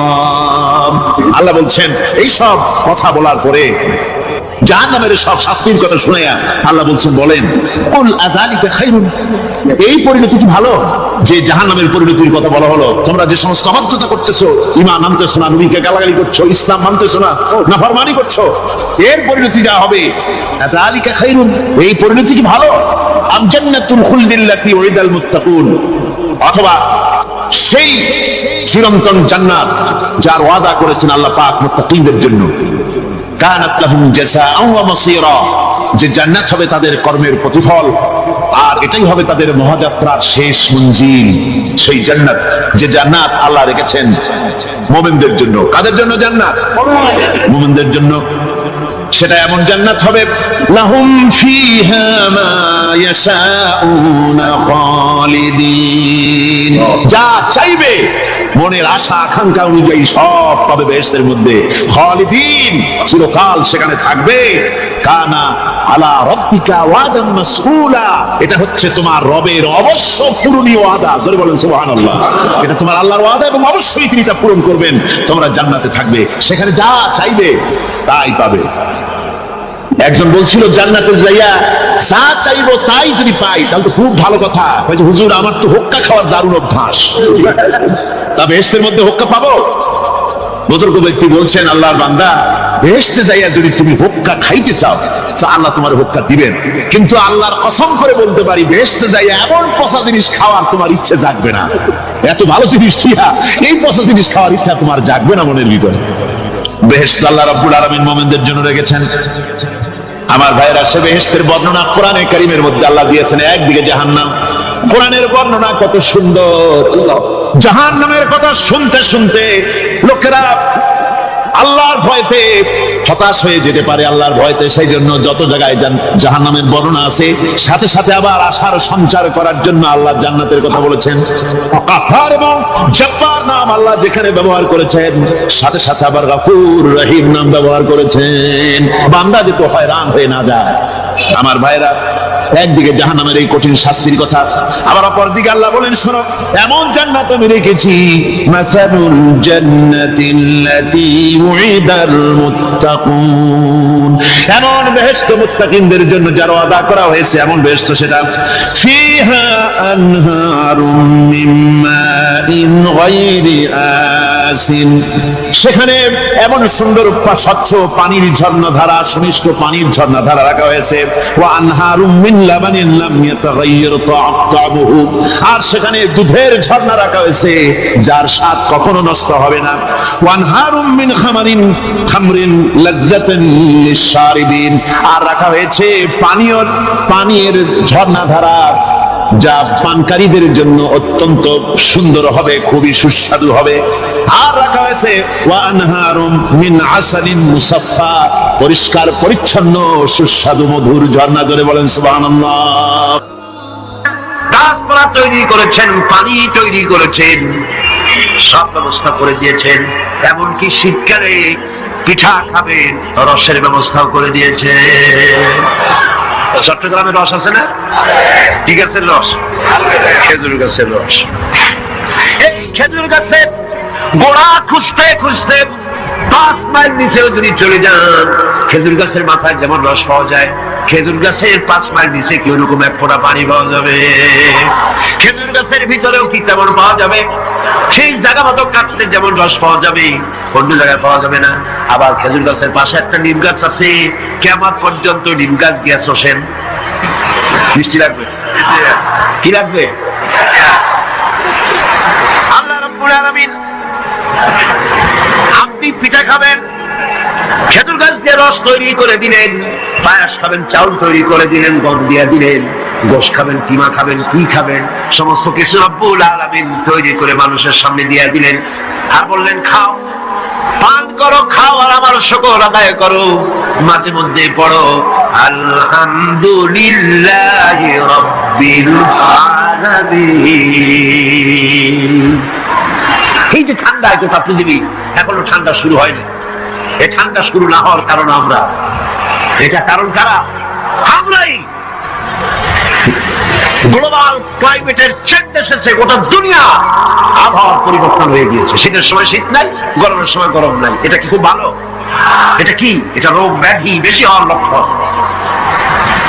শীত যখন আসে, এত প্রচন্ড শীত, গোটা পৃথিবীর যত এসি আছে, সমস্ত শক্তিশালী এসি প্লান্ট একযোগে যদি ছেড়ে দেওয়া হয়, আপনার শীতকালে শীত দেন, তার সহস্র কোটি কোটি ভাগের এক ভাগের শীত কি পৃথিবীর মানুষ তার যন্ত্রপাতি দিয়ে তৈরি করতে পারবে? পারবে। সূর্য দিয়ে প্রতি মুহূর্তে আল্লাহ পাক যে তাপ দেন, গোটা বিশ্বের সমস্ত আগুন একসঙ্গে যদি জ্বালানো হয়, সেই তাপ কি তৈরি করা সম্ভব হবে? হবে না। আল্লাহ রাব্বুল আলামিন মানুষের কল্যাণের জন্য মানুষের যা কিছু প্রয়োজন সবকিছু একটা একটা করে এভাবে তৈরি করে মানুষের সামনে সবকিছু দিয়ে দিয়েছেন এবং প্রয়োজন মিটিয়ে দিয়েছেন। যার যা প্রয়োজন তা তিনি মিটিয়ে দিয়েছেন। আমাদের দেশে, আমার দেশের বাঘ, আমার দেশের হরিণ, আমার দেশের কুকুর, তাদের গায়ে তারা যে ধরনের ইউরোপ আমেরিকার শীত প্রধান দেশের পশুগুলি এরকমের না। তার মানে হলো আমাদের শীত প্রধান নয়, ছোট্ট ছোট্ট পশম হলে চলে, কিন্তু শীত প্রধান দেশের কুকুরগুলি বা যেমন সিংহ যেগুলি জঙ্গলে থাকে, তাদের গায়ে এমন লম্বা লম্বা পশম দিয়ে আল্লাহ চামড়া বানায় দিয়েছে, যা দিয়ে তার সম্পূর্ণ শরীরটা ঢেকে যেতেছে। স্থায়ী কম্বলের ব্যবস্থা রব্বুল আলামিন করে দিয়েছেন। কে দিয়েছেন? আল্লাহ পাক দিয়েছেন। এবং সেই চামড়া দিয়ে, সে চামড়া যেন আপনি ব্যবহার করতে পারেন, সেজন্য আল্লাহ পাক আপনার জন্য সুন্দর করে সেই চামড়া দিয়ে কাপড় চোপড় তৈরি করার, জামা ব্যবহার করার সব ব্যবস্থা আল্লাহ করে দিয়েছে। কম্বল তৈরি করার ব্যবস্থা করে দিয়েছে। আল্লাহ পাক যা খুশি তাই করতে পারেন। কোরআন বলতেছে ফাআলুন লিমা ইউরিদ, যা খুশি তাই তিনি করেন। লা ইউসআলু আম্মা ইয়াফআলু ওয়া হুম ইউসআলুন, তিনি যা করেন সেজন্য কারো কাছে তাকে কৈফিয়ত দিতে হয় না, বরং গোটা বিশ্ব আল্লাহর কাছে কৈফিয়ত দিতে বাধ্য। সমস্ত বিশ্ব কৈফিয়ত দিতে কার কাছে বাধ্য? আল্লাহ পাকের কাছে কৈফিয়ত দিতে বাধ্য। প্রচন্ড শক্তির মালিক। মানুষেরা বোঝে না, ক্ষমতা যখন আসে তখন চতুর্দিকে দেখে ক্ষমতা ক্ষমতা, কি যে করবে দিশে করতে পারে। সারা জীবন ক্ষমতায় টিকে থাকার জন্য সর্বাত্মক প্রচেষ্টা চালায়, দেশ যখন পাইছি আর ছাড়বো না, ঠিক কিনা? এই চেষ্টা চালায়। কিন্তু আল্লাহ পাকের মূল ক্ষমতা তো আল্লাহর হাতে। আল্লাহ পাক ক্ষমতা দিয়ে বলেন লিনানজুরাকুম কাইফা তা'মালুন, ক্ষমতা দিয়ে তাকায় থাকি তোমার আমলটা কি হয় তা দেখার জন্য, তুমি করটা কি সেইটা দেখার জন্য আমি দেখি। লিনানজুরাকুম কাইফা তা'মালুন। মানুষ ক্ষমতা হাতে পায়, অত্যাচার স্টিম রোলার চালায়, আল্লাহ দেখতে থাকে। আর আল্লাহ যখন অ্যাকশন নেন, সেই অ্যাকশন থেকে তাকে কেউ বাঁচাইতে পারে না। প্রচন্ড ক্ষমতার মালিক। রাতকে দিন বানাতে পারেন, দিনকে রাত বানাতে পারেন, আমিরকে ফকির বানাতে পারেন, ফকিরকে আমির বানায় দিতে পারেন, রাস্তার লোক ধরে নিয়ে প্রেসিডেন্ট বানায় দিতে পারেন, আবার নারাজ হলে পরে সুতার মালা দিয়ে জেলখানায় ঢুকাইয়া দিতে পারেন। ক্ষমতায় থাকাকালীন ফুলের মালা এত বেশি পায়, ফুলের মালায় গলা ভরে যায়। গাবতলির কোরবানির হাতেও এত মালা পায় না। এত মালা গলায় দিয়া আনন্দের ফুর্তিতে মারতে থাকে। আমার বন্ধুগণ মনে রাখেন, ফুলের মালায় আত্মহারা হয়েও না যারা ক্ষমতায় থাকো। এই ফুলের মালা আর ফাঁসির রশি একেবারেই পাশাপাশি। ফুলের মালা থেকে ফুলগুলি ঝরে পড়লেই ওই রশিটাই ফাঁসি হওয়ার জন্য যথেষ্ট, ঠিক কিনা? মানুষ বোঝে না, বোঝে না। আল্লাহ বলেন আমি তাকায় থাকি, দেখি কি করো, তোমার আমলটা কেমন হয়। ক্ষমতার মালিক আল্লাহ, দেওয়ার মালিক আল্লাহ। আর যখন নারাজ হয়ে যান, এক থাপ্পড় মেরে ক্ষমতা ছিনায় নিয়ে যান। পারেন কিনা? পারেন কিনা? ইতিহাস সাক্ষী। কিন্তু ইতিহাসের সবচেয়ে বড় শিক্ষা যে মানুষেরা ইতিহাস থেকে শিক্ষা গ্রহণ করে না। जगत जी लगाने के लिए ये दुनिया नहीं है, जगह जी लगाने के लिए ये दुनिया नहीं है, ये इबरत की जा है तमाशा नहीं है। পৃথিবী ছেড়ে তামাশা করার জায়গা। ইতিহাস থেকে শিক্ষা নাও, পূর্বপুরুষদের থেকে তাকাও। আল্লাহ দিনের কর্মীদের উপরে আঘাত লাগাবার কারণে বংশ শুদ্ধ আল্লাহ সাফ করে দিয়েছেন। নাই সে আল্লাহ আছে না নাই? চিল্লা করে আছে না নয়? সে আল্লাহ পাক আছে। সে আল্লাহকে ভয় করে। ইত্তাকিল্লাহ, সে আল্লাহকে ভয় করে। আল্লাহ পাক ইচ্ছে করলে ক্ষমতা দিতে পারেন, ইচ্ছে করলে ক্ষমতা ছিনায়ও নিতে। সে আল্লাহ রাব্বুল আলামিন ক্ষমতা দেওয়ার মালিক, ক্ষমতা ছিনিয়ে নেওয়ার মালিক, হায়াতের মালিক, মওতের মালিক। সবাই বলুন হায়াতের মালিক কে? মওতের মালিক কে? খাবারের মালিক কে? হাসাবার মালিক কে? কাঁদাবার মালিক কে? সব কিছুর মালিক কে? আল্লাহ রাব্বুল আলামিন। ইন্নাল্লাহা আলা কুল্লি শাইইন কাদির। সব কিছুই উপরে তিনি ক্ষমতাবান, যা খুশি তাই তিনি করেন। এ হচ্ছে আল্লাহর সৃষ্টি। সবকিছু আল্লাহ সৃষ্টি করছেন, বরং কাফের বেঈমানরা অস্বীকার করে আল্লাহ রাব্বুল আলামিন।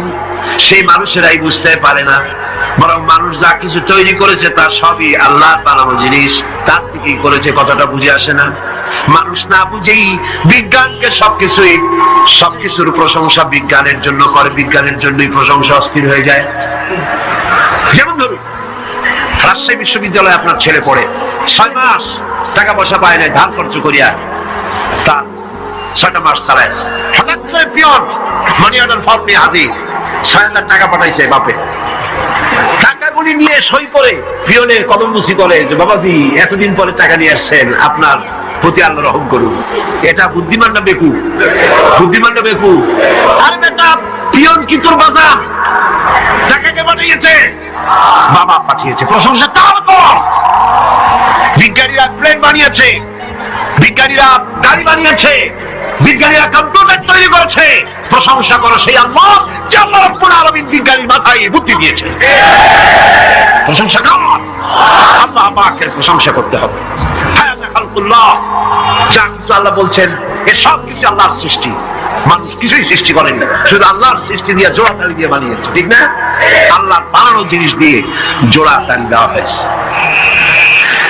আল্লাহ পাকের সৃষ্টি তো দূরের কথা, আল্লাহকেই মানতে চায় না। কি বলে? বলে আনসিন ইজ নাথিং। শুনছেন কথা? আনসিন ইজ নাথিং, যা দেখা যায় না তা কিছুই না, মানি না। যার রং নাই, রূপ নাই, ধরা যায় না, ছোঁয়া যায় না, অনুভব করা যায় না, তা মানি না। এই কথা দিয়ে তারা আল্লাহকে অস্বীকার করতে চায়। অথচ এই ভদ্রলোকেরা মাধ্যাকর্ষণ না দেখি বিশ্বাস করে মাধ্যাকর্ষণ আছে, ঠিক কিনা? এই ভদ্রলোকেরা বিদ্যুতের শক্তি দেখেই, বিদ্যুৎকেও দেখে। আপনারা দেখতেছেন বিদ্যুৎ, বিদ্যুতের শক্তি দেখে বিদ্যুৎকে বিশ্বাস করে। বাতাসের প্রচন্ডতা দেখে বাতাসকে অনুভব করে, বিশ্বাস করে। অক্সিজেন চোখে লাগে না, ইথারকে চোখে লাগে না, বিশ্বাস করে। কিন্তু এমনই নাস্তিক, এমনই কপাল পোড়া যে আল্লাহরে দেখা যায় না তাই বিশ্বাস করা যাবে না। এক নাস্তিকের সাথে হযরত ইমাম আবু হানিফা রাহমাতুল্লাহ আলাইহি এক বিতর্ক অনুষ্ঠান হলো। সেই বিতর্ক অনুষ্ঠানে ইমাম আবু হানিফা রাহমাতুল্লাহ আলাইহি পৌঁছতে বেশ দেরি করলেন। নাস্তিক তখন উপস্থিত জনতাকে বলছে, দেখো তোমাদের ইমাম, তোমাদের ইসলামী চিন্তাবিদ যুক্তিতে দুর্বল, সেই জন্য আসতেছে না। বেশ কিছুক্ষণ দেরি করে তিনি উপস্থিত হলেন। নাস্তিক বলল, আগে আপনি বলেন আপনি ওয়াদা ভঙ্গ করলেন কেন, সময় মতো আসতে পারলেন না কেন?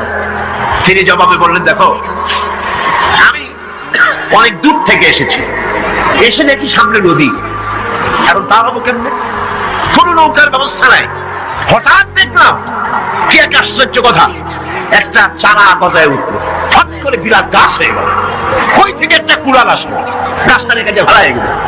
তারপরে এলো কলা, বানাইলো তক্তা, এরপরে আসলো লোহা, পড়লো হাতুড়ি, হয়ে গেল নৌকা। বাহ কি মজা! এরপর নৌকা নামলো নদীতে, আমি উঠে বসলাম, এই পাড়ি দিয়ে আসলাম, তাই একটু দেরি হলো।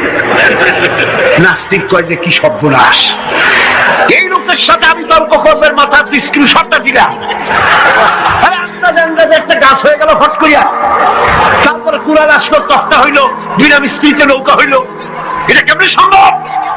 ইমাম সাহেব বলেন, আমার বিতর্ক শেষ। বিনা মিস্ত্রিতে যদি, তোমার যুক্তি মতে বিনা মিস্ত্রিতে যদি একটা নৌকা না হতে পারে, এই বিশ্ব তৈরি হলো কি করে বিনা মিস্ত্রিতে? ওই বিশাল আকাশ হলো কিভাবে? এই বিরাট চন্দ্র সূর্য হলো কিভাবে? কি করে তোমার ওই বডি তৈরি হলো? নাস্তিক চেয়ার থেকে নেবে ইমামের আদমের উপরে পড়ে গেল, আল্লাহু আকবার, আমি আল্লাহ করতে, আল্লাহ আমাকে মাফ করে দাও। নাস্তিক ঘোষণা করে দিল, লা ইলাহা ইল্লাল্লাহু মুহাম্মাদুর রাসূলুল্লাহ।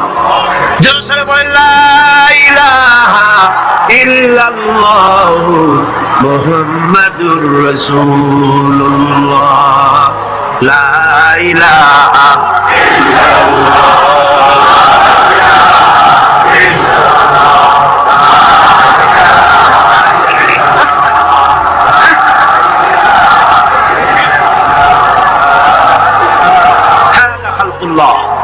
আল্লাহর সৃষ্টি। কার সৃষ্টি? বলেন সবাই খুশি হয়ে, কার সৃষ্টি? আল্লাহ ছাড়া কে কি বানাইছে? দেখো সব কে বানিয়েছে? খুশি হইয়া, মুখ ফুলাইয়া জোরে কোন কে বানিয়েছে?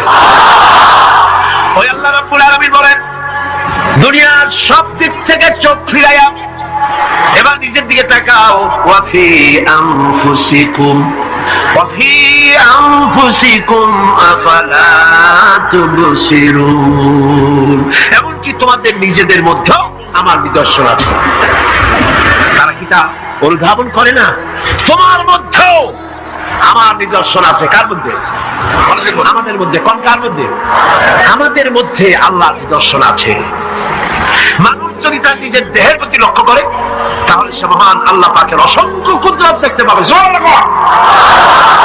যেমন একটি শিশু যখন জন্ম হয়, তখন তার হাড়ের পরিমাণ হয় 305। পরে এগুলি একটা দুটো মিশে গিয়ে পরিমাণ দাঁড়ায় 206টি হাড়। 560টি পেশি দিয়ে এই হাড়গুলিকে বেঁধে রাখা হয় এবং মোট গিরার পরিমাণ দাঁড়ায় 100 গিরা। আপনি কি জানেন আপনার আঙ্গুলের মাথা থেকে বাহু পর্যন্ত কয়টা গিরা আছে? বলবেন কখন? কিলাকিলি করি একটু কুলপান দেখেন না গিরা কতগুলো। এই আঙ্গুলের মধ্যেই কতগুলো গিরা, এখানে গিরা, সেখানে গিরা, এখানে গিরা, এখানে গিরা, এখানে গিরা, বাহুতে গিরা। গিরে যদি একটাও না হতো, হাতটা হাত হইতো না। হাত কি হইতো? লাঠি। লাঠি হইতো। ভাত খাওয়া যাইতো না। ভাত খাইতে গেলে মাখানো লাগে কিনা? মাখানো লাগে না? মাখাইবেন কি দিয়া? হাতগুলা আঙ্গুলে গিরা নাই, সব কাঁটা চামচ। আর কেনুতে গিরা নাই, হাত ক্লোজ হবে না, নিজের মুখে আসবে না। দুই হাতের মাথায় একজন বসবে, একজন আরেকজনের খাওয়াবে। তাও আবার খাওয়াই দিকে মুখের মধ্যে না গিয়ে নাকের সিধার মধ্যে গিয়ে হাসতেছেন। সুবহানাল্লাহ। তোমার ভেতরে আমার নিদর্শন আছে, অনুধাবন করো। মানব শরীর এক আশ্চর্য মেশিন। সুবহানাল্লাহ। আশ্চর্য মেশিন। লক্ষ কোটি সেল এবং নার্ভ সেল নিয়ে জটিল মেশিন পত্রের সমন্বয় এই দেহ তৈরি করা হয়েছে। এবং এই শরীরের ভিতরে দুটো মূল্যবান জিনিস আছে। তার একটি হচ্ছে কন্ট্রোল রুম, যাকে বলা হয় ব্রেইন। যেটা কি? ব্রেইন। আরেকটি হচ্ছে জেনারেটর। সেই জেনারেটরটা কি? আপনার হৃৎপিণ্ডে। অফি আনফুসিকুম আফালা তুবসিরুন। লক্ষ্য করো না কেমনে? তোমার শরীরের দিকে তাকাও না। Brain control room. হার্টের কাজ হচ্ছে রক্তগুলিকে সার্কুলার করা, রক্তগুলিকে পৌঁছে দেওয়া সর্বত্র। যা খাচ্ছেন সমস্ত খাদ্যগুলিকে রক্ত তৈরি হচ্ছে, হার্টের কাজ হলো এটাকে এইভাবে করে করে পৌঁছে দেওয়া। আর এই রক্তগুলি যদি না পৌঁছায়, শরীরের যে অংশে রক্ত পৌঁছাবে না সে অংশ কি হবে? প্যারালাইজড হবে, অবশ হবে। মাশাআল্লাহ, আপনারা সব ডাক্তার বুঝতে পারতেছেন, কথা বুঝতে পারতেছেন, আলহামদুলিল্লাহ। রক্ত পৌঁছাবে না, প্যারালাইজড হয়ে যাবে। এই জন্য আল্লাহ কি করেছেন? পায়ের পুরো আঙ্গুল থেকে শুরু করে মস্তিষ্কের মাথা পর্যন্ত অসংখ্য নার্ভ, শিরা উপশিরা দিয়ে ভরে দিয়েছেন। কত শিরা, কত উপশিরা! চিকিৎসা বিজ্ঞানীরা বলেছেন মানুষের দেহের ভিতরে যত শিরা এবং উপশিরা আছে সবগুলি যদি বের করে একটার সাথে আরেকটা গিরা দেওয়া হয় তাহলে তা এত লম্বা হবে যা দিয়া গোটা পৃথিবী 3 বার ঘোরা যাবে। এই শিরা উপশিরা গুলি যদি ছিঁড়ে ছিঁড়ে শরীর থেকে বের করে করে পাশাপাশি যদি সাজানো হয় তাহলে 3 একর জমিন লাগবে সাজায়া রাখতে। এত শিরা উপশিরা দিয়ে এই পৃথিবী, এই শরীরটাকে আল্লাহ পাক সাজিয়ে দিয়েছেন, গুছিয়ে দিয়েছেন। অসংখ্য শিরা উপশিরা। হার্টের কাজ হলো রক্ত আসতেছে পাঞ্চ করে করে, এভাবে করে করে রক্ত পৌঁছায় দিচ্ছে হার্ট থেকে, তার মাথা থেকে শুরু করে পা পর্যন্ত। হার্ট প্রতি মিনিটে 10 পাউন্ড রক্ত সঞ্চালন করছে। ব্যায়ামের সময় এর পরিমাণ গিয়ে দাঁড়ায় 30 পাউন্ড। এবং এক সময় যদি আপনি আহত হন, অনেকগুলি রক্ত যদি বেরিয়ে যায়, অন্তত 2.5 পাউন্ডের মতো রক্ত আপনার শরীরের মধ্যে সব সময় রিজার্ভ থাকে। কে রাখে? কে রাখে? কে রাখে? এবার আপনার হার্ট যদি দুর্বল হয়, হার্ট অ্যাটাক হয় না? সিরাঙ্গে নাও হইতে পারে নাকি হয়? হার্ট যদি অ্যাটাক হয়, হার্ট অ্যাটাক হয় কেন? হার্টের যেই জিনিস ভেতর দিয়ে রক্তগুলি প্রবাহিত হয়, আর্টারি যেগুলি, এই আর্টারিগুলি যদি অতিরিক্ত চর্বির কারণে, অনেকে তো খায় জম্মের খাওয়া, ডাইনি বাড়ি তাকায়, সুবহানাল্লাহ, সাইডের কপাল বাদ দিয়ে সব পেট খাওয়ার সময় বিসমিল্লাহ কয় না, শেষেও আলহামদুলিল্লাহ কয় না, খায় আর কয় যা মজা হইছে, কোনো কথাবার্তাও তাড়াতাড়ি করে খেলে পরে চর্বি হবে। এই চর্বিগুলো গিয়ে হার্টের যে আর্টারিগুলি আছে, রগ আছে, এই রগগুলির ভেতরে চর্বি জমে যায়। চর্বি জমার কারণে রক্ত পাস করতে পারে না, হার্ট অ্যাটাক করে। হার্ট অ্যাটাক করলে পরে রোগী যদি বেঁচে যায় তাহলে বাইপাস অপারেশন করতে হবে। বাইপাস অপারেশন করতে যখন যায় তখন তার জন্য রগ দরকার। ওই যেটা ব্লক হয়েছে ওটা ফেলে দিতে হবে, নতুন আর একটা রগ লাগবে। এবার আপনি দেখেন আমার আল্লাহর কুদরতের দিকে তাকান। আপনার হার্ট অ্যাটাক করতে পারে, নতুন করে একটা রগের দরকার হতে পারে। এই রগ গরুর রগ দিয়ে হবে না, এই রগটা ছাগলের রগ দিয়ে হবে না। কোথায় পাবেন রগ? কে দেবে আপনার রগ? আল্লাহ পাক আপনার পায়ের ভেতরে রানের মধ্য দিয়া এক্সপায়ার রগ সেখানে রেখে দিয়েছেন। হার্ট অপারেশন যখন করা হয় ডাক্তারেরা ব্লক করা হার্ট, ওই রগটাকে ফেলে দিয়া পুরুর ভিতর থেকে রগ বের করে কলিজার মধ্যে লাগায়া দেয়। সুবহানাল্লাহ। দুটি মাত্র কিডনি হলে, একটি মাত্র কিডনি হলে শরীরটা আপনার বেঁচে যায়। আল্লাহ রাব্বুল আলামিন শরীরের ভিতরে 2টা কিডনি দিয়েছেন। কিডনি নাম জীবন। কিডনির নাম কি? কিডনি অচল হলে আপনি অচল হয়ে যাবেন, শরীর ফুলে যাবে, আপনি মরে যাবেন তাড়াতাড়ি করে, রক্ত শূন্যতা দেখা দেবে। কিডনিকে বাঁচায় রাখা প্রত্যেকের জন্য জরুরি। আর কিডনি বাঁচাবার জন্য পানি খাবেন বেশি করে। কি খাবেন? কি খাবেন? পানি। সুবহানাল্লাহ। এ পানি খান নিয়ামত, পানির অপচয় করবেন না।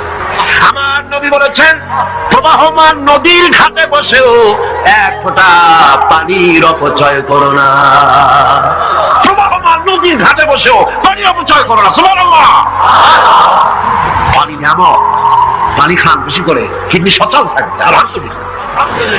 একটা কিডনি হলে চলে, আল্লাহ পাক 2টি কিডনি দিয়েছেন, একটা বন্ধ হলে যেন আর একটা দিয়ে সে যেন চলতে পারে। সুবহানাল্লাহ।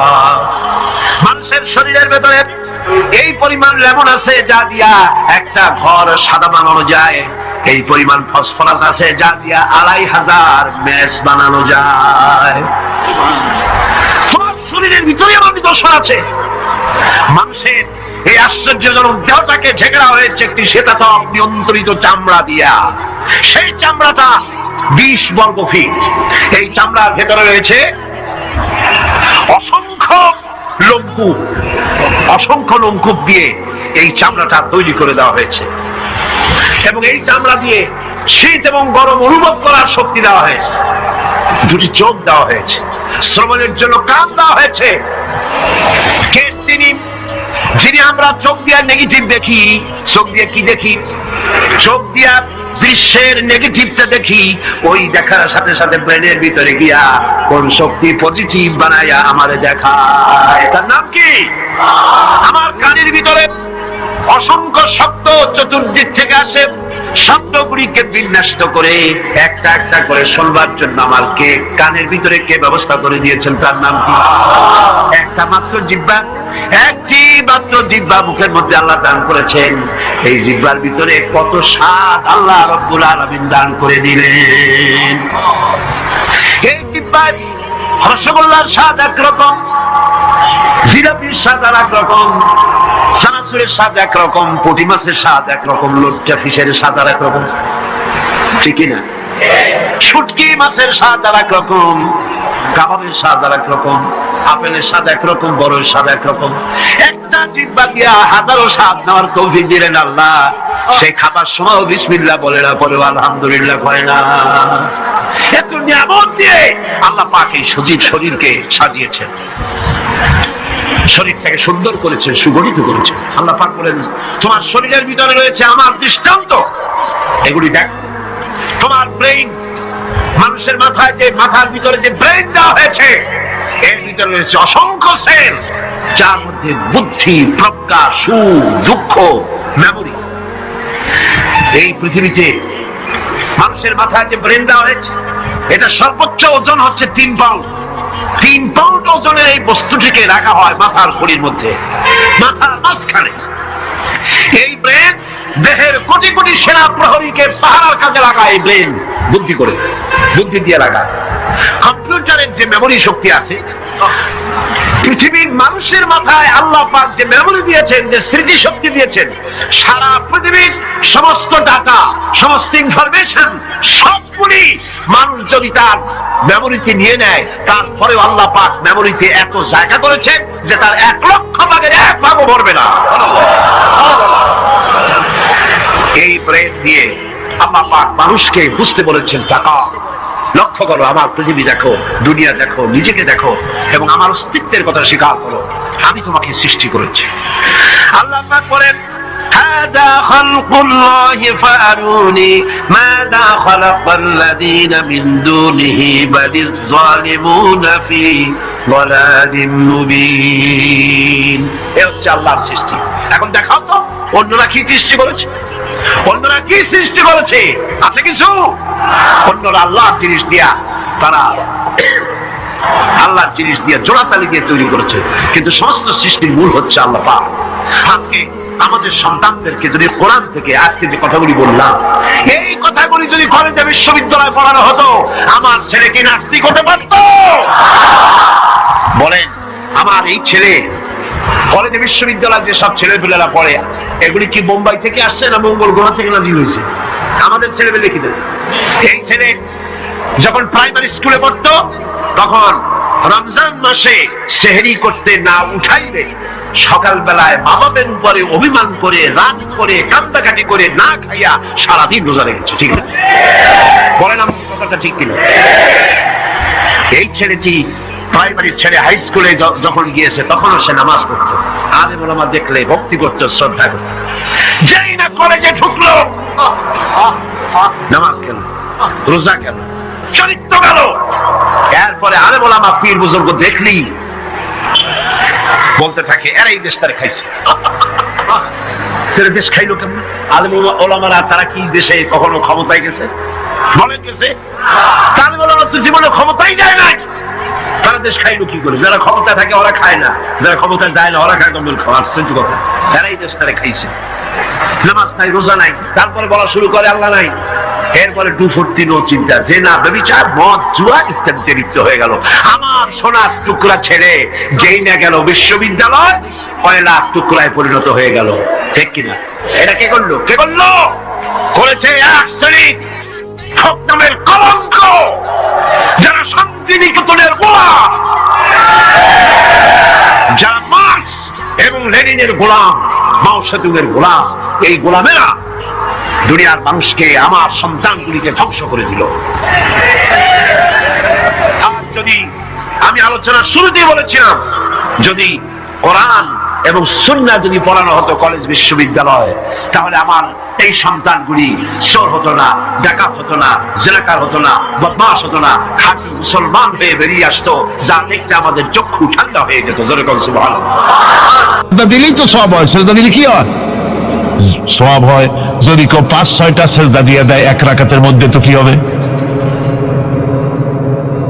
যদি কেউ নামাজ পড়লে তো সব হয়। ফজরের নামাজ যদি 4 রাকাত পড়ে তো কি হবে? মাগরিবের নামাজ যদি 2 রাকাত পড়ে অথবা 4 রাকাত পড়ে তো কি হবে? ইচ্ছে করে যদি এভাবে করে, ভুল করবে নয়, ইচ্ছে করে যদি করে, তাহলে আল্লাহর আইনের সঙ্গে বিরোধিতা করছে বলে সে বিদ্রোহী হিসাবে প্রমাণিত হবে। সুতরাং কথা হচ্ছে, নামাজের ভিতরে আয় আল্লাহ পাক ইয়াকা নাবুদু, এই নামাজের ভিতরে তোমার হুকুম মেনে যেভাবে নামাজ আদায় করি, নামাজের বাইরের জীবনটাও তোমার হুকুম মেনে পালন করব।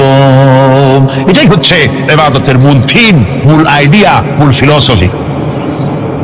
নামাজ ইবাদত করতে হবে জীবনের সব ক্ষেত্রে। নামাজের ভিতরে বললাম ইয়াকা নাবুদু, দোকানদার। এই লোকটা কি? দোকানদার। ঘি বিক্রি করবে, ঘি আনছে দোকান। তারপরে নামাজ পড়তে দাঁড়িয়েছে,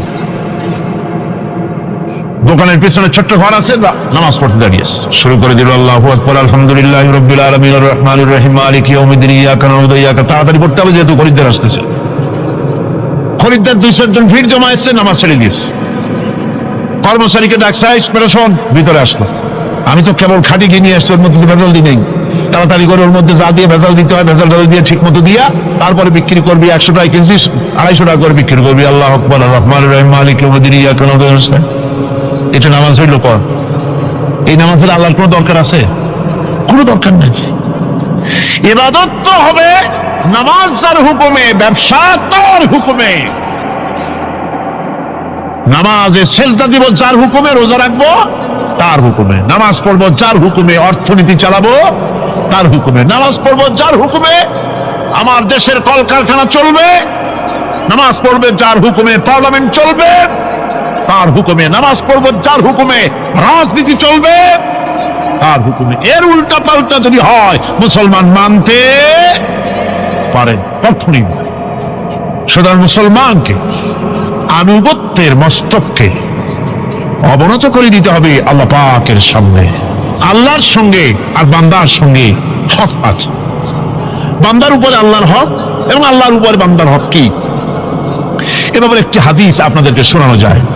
হাদিসটি হচ্ছে ওয়ান মুআজ বিন জাবাল রাদিয়াল্লাহু তাআলা আনহু قال كنت رديف النبي صلى الله عليه وسلم على حمار فقال لي يا معاذ أتدري ما حق الله على العباد وما حق العباد على الله। হযরত মুআজ বিন জাবাল রাদিয়াল্লাহু তাআলা আনহু বলেন যে আমি রাসূল করিম সাল্লাল্লাহু আলাইহি ওয়াসাল্লামের পেছনে তার গাধায় সওয়ার ছিলাম। তিনি আমাকে জিজ্ঞেস করলেন, মুআজ তুমি কি জানো বান্দার উপরে আল্লাহর হক এবং আল্লাহর উপরে বান্দার হক কি? তিনি বললেন, আল্লাহু ওয়া রাসূলুহু আ'লামু, আল্লাহ এবং তার রাসূল খুব ভালো করে জানেন। রাসূল করিম সাল্লাল্লাহু আলাইহি ওয়াসাল্লাম জবাব দিলেন, ক্বালা হাক্কুল্লাহি আলাল ইবাদ আন ইয়াবুদুহু ওয়া লা ইউশরিকু বিহি শাইআ ওয়া হাক্কুল ইবাদি আলাল্লাহ আন লা ইউআযযিবু মান লা ইউশরিক বিহি শাইআ। আল্লাহর নবী বলেন, বান্দার উপরে আল্লাহর উপরে বান্দার হক হতেছে, আল্লাহর উপরে বান্দার হক হতেছে বান্দা আল্লাহ পাকের ইবাদত করবে, আল্লাহর গোলামি করবে, আল্লাহর আনুগত্য করবে, দাসত্ব করবে। সেই আনুগত্য, ইবাদত আর গোলামির ভিতরে কাউকে শরীক স্থাপন করবে না। বান্দার উপরে আল্লাহর হক হতেছে যেই বান্দা আল্লাহ পাকের ইবাদত করবে, গোলামি করবে, আর কোন শিরক করবে না, কিয়ামতের দিন ওই বান্দা সম্পর্কে আল্লাহর হক হবে। বান্দাকে জাহান্নামের আগুন আল্লাহ পাক হারাম করে দিয়ে তার জান্নাত দিয়ে দিবেন। এটাই হলো বান্দার উপর আল্লাহ পাকের হক। সুতরাং ইবাদত হবে সলিড কার জন্য? আল্লাহ পাকের জন্য। জোরে বলেন কার জন্য? একমাত্র, কেবলমাত্র, শুধুমাত্র আল্লাহ পাকের জন্য গোলামি হবে। সেই গোলামির কথাটাই আমরা কোরআনে কারীমের মধ্যে সূরা ফাতিহায় প্রত্যেক দিন প্রতি রাকাতে আমরা পড়ি, ইয়্যাকা না'বুদু ওয়া ইয়্যাকা নাস্তাঈন। আয় আল্লাহ তাআলা, কেবলমাত্র তোমার ইবাদত করি, কেবলমাত্র তোমারই দাসত্ব করি, আর কারো আনুগত্য দাসত্ব করি না। এই গোলামি, এই দাসত্ব আল্লাহ পাক আমাদেরকে করার তৌফিক দান করুন। আমরা বলি আমিন। আমাদের জীবনে ওঠার বসায়, চলায় ফেরায়, বক্তৃতায়, ভাষণে, বিয়েতে, শাদীতে, আমাদের ইলেকশনে, আমাদের নির্বাচনে, আমাদের অর্থনীতিতে, রাজনীতিতে, আমাদের সমাজনীতিতে, পরিবারের নীতিতে, জীবনের সব ক্ষেত্রে আমরা গোলামি যেন করতে পারি কার? আল্লাহ পাকের। নামাজের ভিতরে যে কথাটা বলি, এই কথাটা যেন আমাদের বাস্তব জীবনে আমরা কার্যকরী করতে পারি। আল্লাহ পাক যেন তৌফিক দান করেন। মুনাজাতের জন্য দাঁড়ানো লোকেরা সব বসেন। আল্লাহুম্মা আমিন। রব্বানা যালামনা أنفسنا وإن لم تغفر لنا وترحمنا لنكونن من الخاسرين। আয় আল্লাহ তাআলা, তোমার পবিত্র কালামুল্লাহ শরীফের, তোমার পবিত্র কালামের ব্যাখ্যা করে তোমার বান্দাদেরকে সাথে নিয়ে আমরা সব গোলামেরা একত্রিত হয়ে তোমার দরবারে হাত তুলেছি। মেহেরবানি করে আমাদের আলোচনা, জিকির, আজকার, তেলাওয়াতের সওয়াব রাসূল করিম সাল্লাল্লাহু আলাইহি ওয়াসাল্লামের রূহ মুবারকে পৌঁছায় দাও। আয় আল্লাহ তাআলা, আমাদের মধ্য থেকে যাদের মা বাপ দুনিয়া থেকে বিদায় হয়ে গেছে, কবরগুলিকে জান্নাতের টুকরায় পরিণত করে নাও রব্বুল আলামিন। আয় আল্লাহ তাআলা, সারা জীবন গুনাহ করে করে আমরা আমাদের জীবন নষ্ট করে ফেলেছি। দয়া করে আমাদের तमाम জিন্দেগির গুনাহ কাটা মাফ করে নাও। রব্বানা তাকাব্বাল মিন্না ইন্নাকা আনতাস সামিউল আলিম ওয়া তুব আলাইনা ইন্নাকা আনতাত তাওয়াবুর রহিম। সুবহান রাব্বিকা রাব্বিল ইজ্জাতি আম্মা ইয়াসিফুন ওয়া সালামুন আলাল মুরসালিন আলহামদুলিল্লাহি রাব্বিল আলামিন। ওয়াজআল আখিরা কালিমাতিনা ইনদাল মাউত লা ইলাহা ইল্লাল্লাহু মুহাম্মাদুর রাসূলুল্লাহ। আসসালামু আলাইকুম ওয়া রাহমাতুল্লাহ। 1 লক্ষ রোমান সৈন্য, তদানীন্তন পৃথিবীর সুপার পাওয়ার, সজ্জিত অস্ত্র সজ্জিত বাহিনী চলে এসেছে তারা মুতার প্রান্তরে। রাসূল 3000 তৈরি করলো, ওদিকে 1 লাখ আর এদিকে কয় হাজার। হুজুর নিজে এই জিহাদে যাননি। রাসূলে পাক বললেন, এই জিহাদের ময়দানে সেনাপতির দায়িত্ব পালন করবে আমার পালক পুত্র যায়েদ। কোথায় তুমি? যায়েদ দাঁড়িয়ে গেলেন। 2 নম্বরে এই জিহাদের সেনাপতির দায়িত্ব পালন করবে আমার চাচাতো ভাই জাফর বিন আবি তালেব। কোথায়? দাঁড়িয়ে গেলেন তিনি। 3 নম্বরে দায়িত্ব পালন করবে আমার সাহাবী আব্দুল্লাহ বিন রাওয়াহা। কোথায় তুমি? তিনিও দাঁড়িয়ে গেলেন।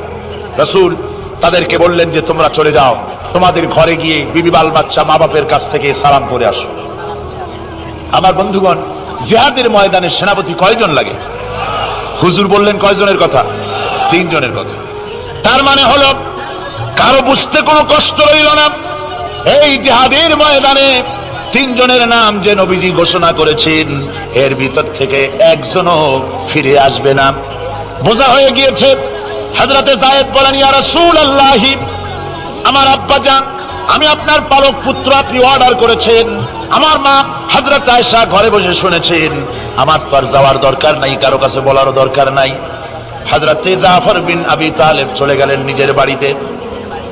যে ডাক দিয়ে বলে, বিবি রে, আল্লাহ রাসূল আমাকে জিহাদের ময়দানে সেনাপতির দায়িত্ব দিয়েছেন। আমি তোমাকে বলতে এসেছি, সালাম করতে এলাম। তোমার সঙ্গে একসঙ্গে দীর্ঘদিন আমি ছিলাম, কোন হক তোমার আদায় করতে হয়তো পারি নাই, হয়তো জুলুম করেছি, অথবা আমার দ্বারা তোমার অধিকার নষ্ট হয়েছে। কিছু যদি কোনো ভুল ত্রুটি হয়ে থাকে, আল্লাহর রাস্তায় আমারে মাফ করে দিও। বিবি বলে, প্রাণের স্বামী রাসূলুল্লাহ আপনাকে জিহাদের ময়দানের জন্য নির্বাচিত করেছেন, আমি আপনাকে ফিরে থাকতে বলতে পারবো না, সুতরাং আমি আল্লাহর দরবারে দোয়া করি।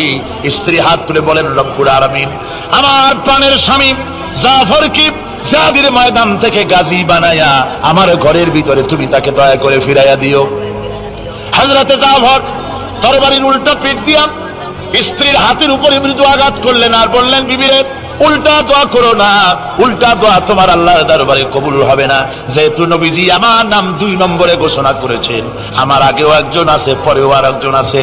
ও বিবি, নির্ঘাত ওই মুতার প্রান্তরে আমি শহীদ হয়ে যাব, জনমের মতো দেখা করতে আসলাম, এই জীবনে তোমার সাথে আমার আর দেখা হবে না। আমার বন্ধুগণ, হযরতে জাফরের স্ত্রী কাঁদতেছেন, বিবি বাচ্চাগুলা কান্দে। হযরতে জাফর বলেন, বিবিরে এই বাচ্চাগুলি রেখে গেলাম, যেই রাস্তায় আমি জীবন দিতে যাচ্ছি এই রাস্তায় আমার ছেলেগুলোকে তুমি তৈরি করবে। সালাম করে তিনি চললেন। বিবি কাঁচা কবুতরের মতো জমিনে ছটপট করতেছে, কাঁদতেছি, আর পিছনে পিছনে ছোট্ট ছোট্ট ছেলে মেয়েগুলি আব্বা আব্বা বলে চিৎকার মেরে দৌড়াতেছি। হযরতে জাফর একবারও পিছনের দিকে তাকায় দেখলেন না কারা কান্দে। হযরতে আব্দুল্লাহ বিন রাওয়াহা তিনি চলে গেলেন বাড়িতে। হযরতে আব্দুল্লাহ বিন রাওয়াহা বাড়িতে গিয়ে, সেই রাত্র ছিল তার বাসর সজ্জা, ফুল সজ্জার রাত ছিল, নতুন বিবাহ করেছেন। বাড়িতে গিয়া শোনেন বিবি কোরআনে কারীম তেলাওয়াত করতেছেন। হযরতে আব্দুল্লাহ বলেন রুমের বাইরে দাঁড়িয়ে, বিবিরে আমি তোমার স্বামী আব্দুল্লাহ এসেছি, আমার সালাম নাও, কোরআন পড়া একটু বন্ধ করো। রাসূলুল্লাহ আমাকে জিহাদের সেনাপতি বানিয়েছেন, আমি জিহাদে যেতেছি, নতুন বিবাহ হলো, কোনো হক তোমার আদায় করতে পারি নাই, তুমি আমাকে মাফ করে দিও, আল্লাহর হস্তে আমার উপর কোনো দাবি রেখো না। বিবি বলে, প্রাণের স্বামী কোনোদিন আপনাকে দেখি নাই, কোন রকম একটু দেখেছি, আর আমি মদিনার এক সুন্দরী মেয়ে, আপনি আমাকে ভালো করে দেখলেন না। আমার প্রাণের স্বামী, একবার আপনি ঘরে আসেন। স্বামী বলে, ওগো স্ত্রী, ঘরের ভিতরে আমি যাব না, ঘরের ভিতরে গেলে বলে তোমাকে দেখলে আমার মনের ভিতরে প্রেম থাকবে, তোমার প্রতি আমার ভালোবাসা জন্মাবে, আমি ঘরের ভিতরে ঢুকতে চাই না। স্ত্রী বলে, প্রাণের স্বামী ঘরের ভিতরে যদি আসেন, আল্লাহর কসম আমি কোনো প্রেম নিবেদন করব না, আমি শুধু প্রাণ ভরে আপনার চেহারাটা একটা বার আমি শুধু দেখে রাখতে চাই, যাতে করে কিয়ামতের দিন লক্ষ কোটি কোটি মানুষের ভেতরে আপনাকে আমি স্বামী বলে যেন চিনে নিতে পারি। হযরতে আব্দুল্লাহ বলেন, ওগো স্ত্রী, যদি এই ইরাদা তোমার হয় আর যদি তুমি ধৈর্য ধারণ করে থাকতে পারো, তাহলে কিয়ামতের দিন আল্লাহ রাব্বুল আলামিন আমি যার জন্য জান দিতে যেতেছি, ওই মাহবুদ মেহেরবান জান্নাতের ভেতরে তোমাকে আমাকে স্বামী স্ত্রী হিসাবে পরিচয় করাইয়া দিবেন।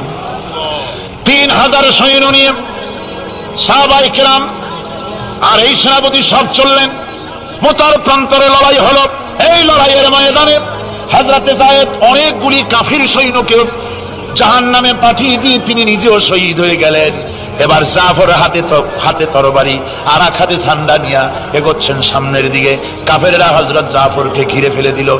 আমার বন্ধুগণ, কাফেররা ঘিরে ধরে তরবারির আঘাত করলো জাফরের ডান হাতে, ডান হাত কেটে ঝুলে পড়লো। হযরতে জাফর এবার বাম হাতে তরবারি উঁচু করে ধরেছেন, এবার বাম হাতে কোপ দিল ওরা।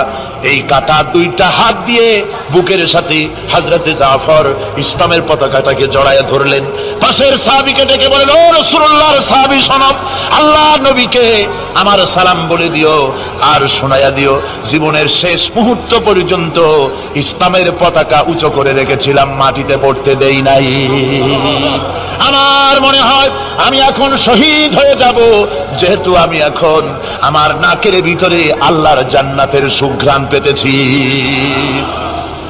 হযরতে জাফর শহীদ হয়ে গেলেন। হযরত আব্দুল্লাহ বিন রাওয়াহা, হযরতে আবু উবাইদা দুজনে মিলে ছুটলেন ঝান্ডা ধরার জন্য।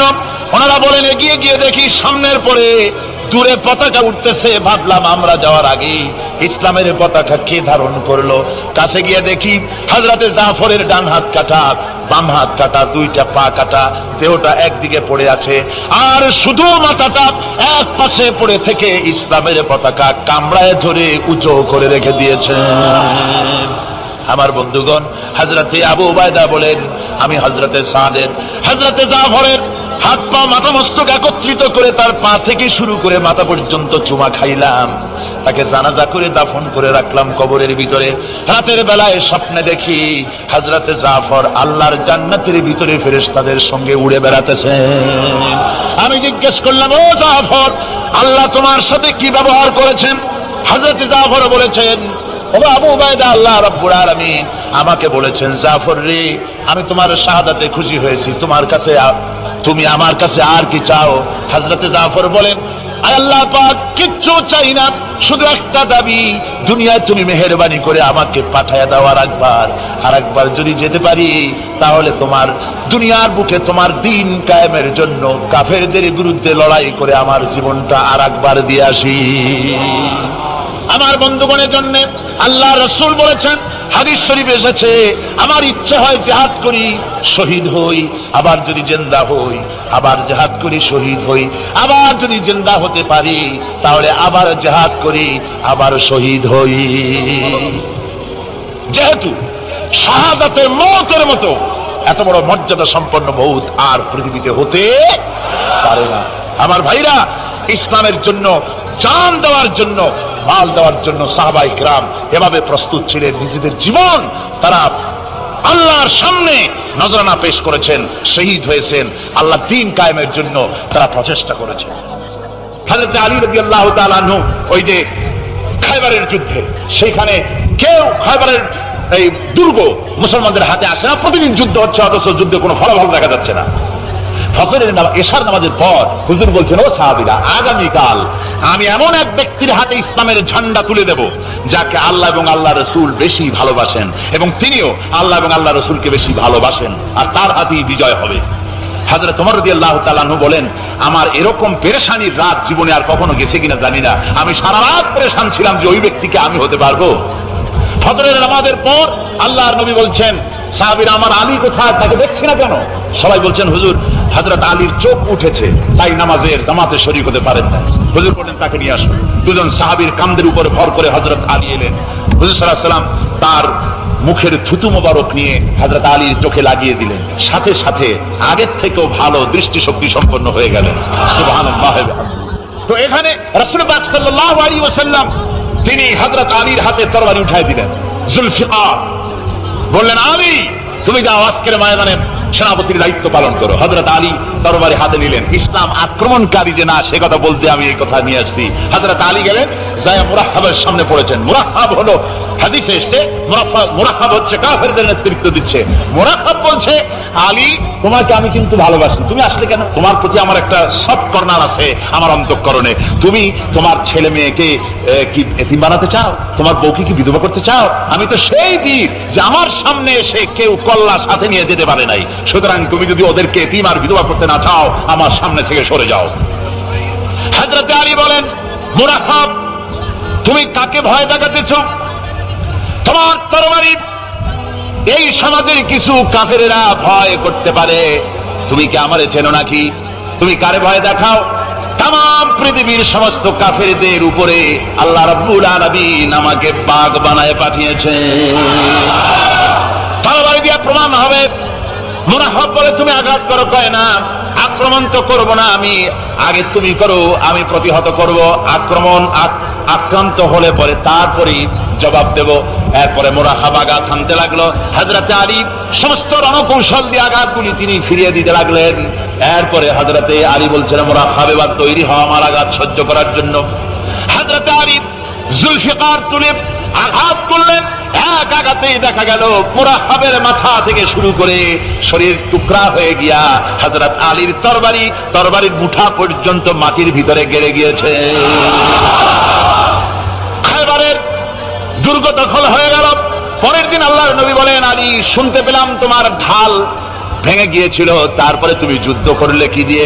হযরত আলী বলেন, হুজুর, কামুজ দুর্গের ওই কবাটটা, লোহার কবাটটা বাম হাতে নিয়া আর ডান হাতে তরবারি নিয়ে লড়াই করেছি। হুজুর বলেন, কি করে? মানুষ কেমনে এত বড় দুর্গের লোহার কপাট হাতে নিয়ে যুদ্ধ করে? একটু দেখাও তো দেখি। হযরত আলী গতকালকের মতো বাম হাত দিয়া ধরেছেন, নাড়াতে পারেন না। এবার ডান হাত দিয়া ধরেছেন, নাড়াতে পারেন না। ডান আর বাম দুই হাত দিয়া সমস্ত শক্তি দিয়ে এমন জোরে টান মেরেছেন, প্রতিটি লোমকূপের গোড়া থেকে ঘাম বেরিয়ে এসেছে, এক চুলো নড়াতে পারেন নাই। হযরত আলীর মুখখানা মলিন হয়ে গেছে লজ্জায়। হযরত আলী রাদিয়াল্লাহু তাআলা আনহু লজ্জা পেয়ে গেছেন। রাসূল পাক সাল্লাল্লাহু আলাইহি ওয়াসাল্লাম বলেন, আলী, লজ্জা পাওয়ার কোনো কারণ নাই, চিন্তা করার কোনো কারণ নাই। তোমার নিজস্ব শক্তি দিয়ে তুমি লড়াই করতে পারো নাই। এত বড় লোহার দরজা নিয়ে, ভবাত নিয়ে মানুষ এভাবে লড়াই করতে পারে না। আল্লাহ তার দ্বীনকে বিজয়ী করার জন্য তোমার ভিতরে আল্লাহ রাব্বুল আলামিন ক্ষমতা দিয়েছিলেন। জোরে বলেন সুবহানাল্লাহ। আল্লাহ রাব্বুল আলামিন এই জিহাদের ময়দানে যখন মানুষ আসে, আল্লাহ তাদের উপরে মদদ দান করেন। আমার বন্ধুগণ, আল্লাহর দ্বীনকে জমিনের উপরে প্রতিষ্ঠিত করার জন্য যদি আমরা আজও যদি ঐক্যবদ্ধ হই দ্বীন কায়েমের জন্য, তাহলে আল্লাহ রাব্বুল আলামিন আমাদেরকে মদদ করবেন। আল্লাহ পাক কোরআনে কারীমের মধ্যে বলেছেন, ওয়া কানা হাক্কান আলাইনা নাসরুল মুমিনিন। মুমিনদেরকে সাহায্য করা আমি আল্লাহর জন্য ওয়াজিব হয়ে যায়। জোরে বলেন সুবহানাল্লাহ। মুমিনদের জন্য সাহায্য করা আল্লাহর জন্য কি হয়ে যায়? ওয়াজিব হয়ে যায়। ভাইরা একটু বৃষ্টি সহ্য করেন না, খুব বেশি বৃষ্টি। আচ্ছা, এটা রহমত। এটা কি রহমত? আমার ভাইয়েরা, জিহাদের ভিতরে সাহাবায়ে কিরাম আল্লাহর জান্নাতে যাওয়ার জন্য তারা জিহাদ করেছেন। তারা দেশ দখলের জন্য জিহাদ করেন নাই, দ্বীন প্রতিষ্ঠার জন্য লড়াই করা ফরজ। দ্বীন প্রতিষ্ঠার জন্য লড়াই করা কি? যেরকম কি? আর এই ফরজ দায়িত্ব পালন করতে গিয়ে যদি কেউ মারা যায়, তাহলে কোথায় যাবে? ওই শাহাদাতের মত হচ্ছে একটা সেতু, একটা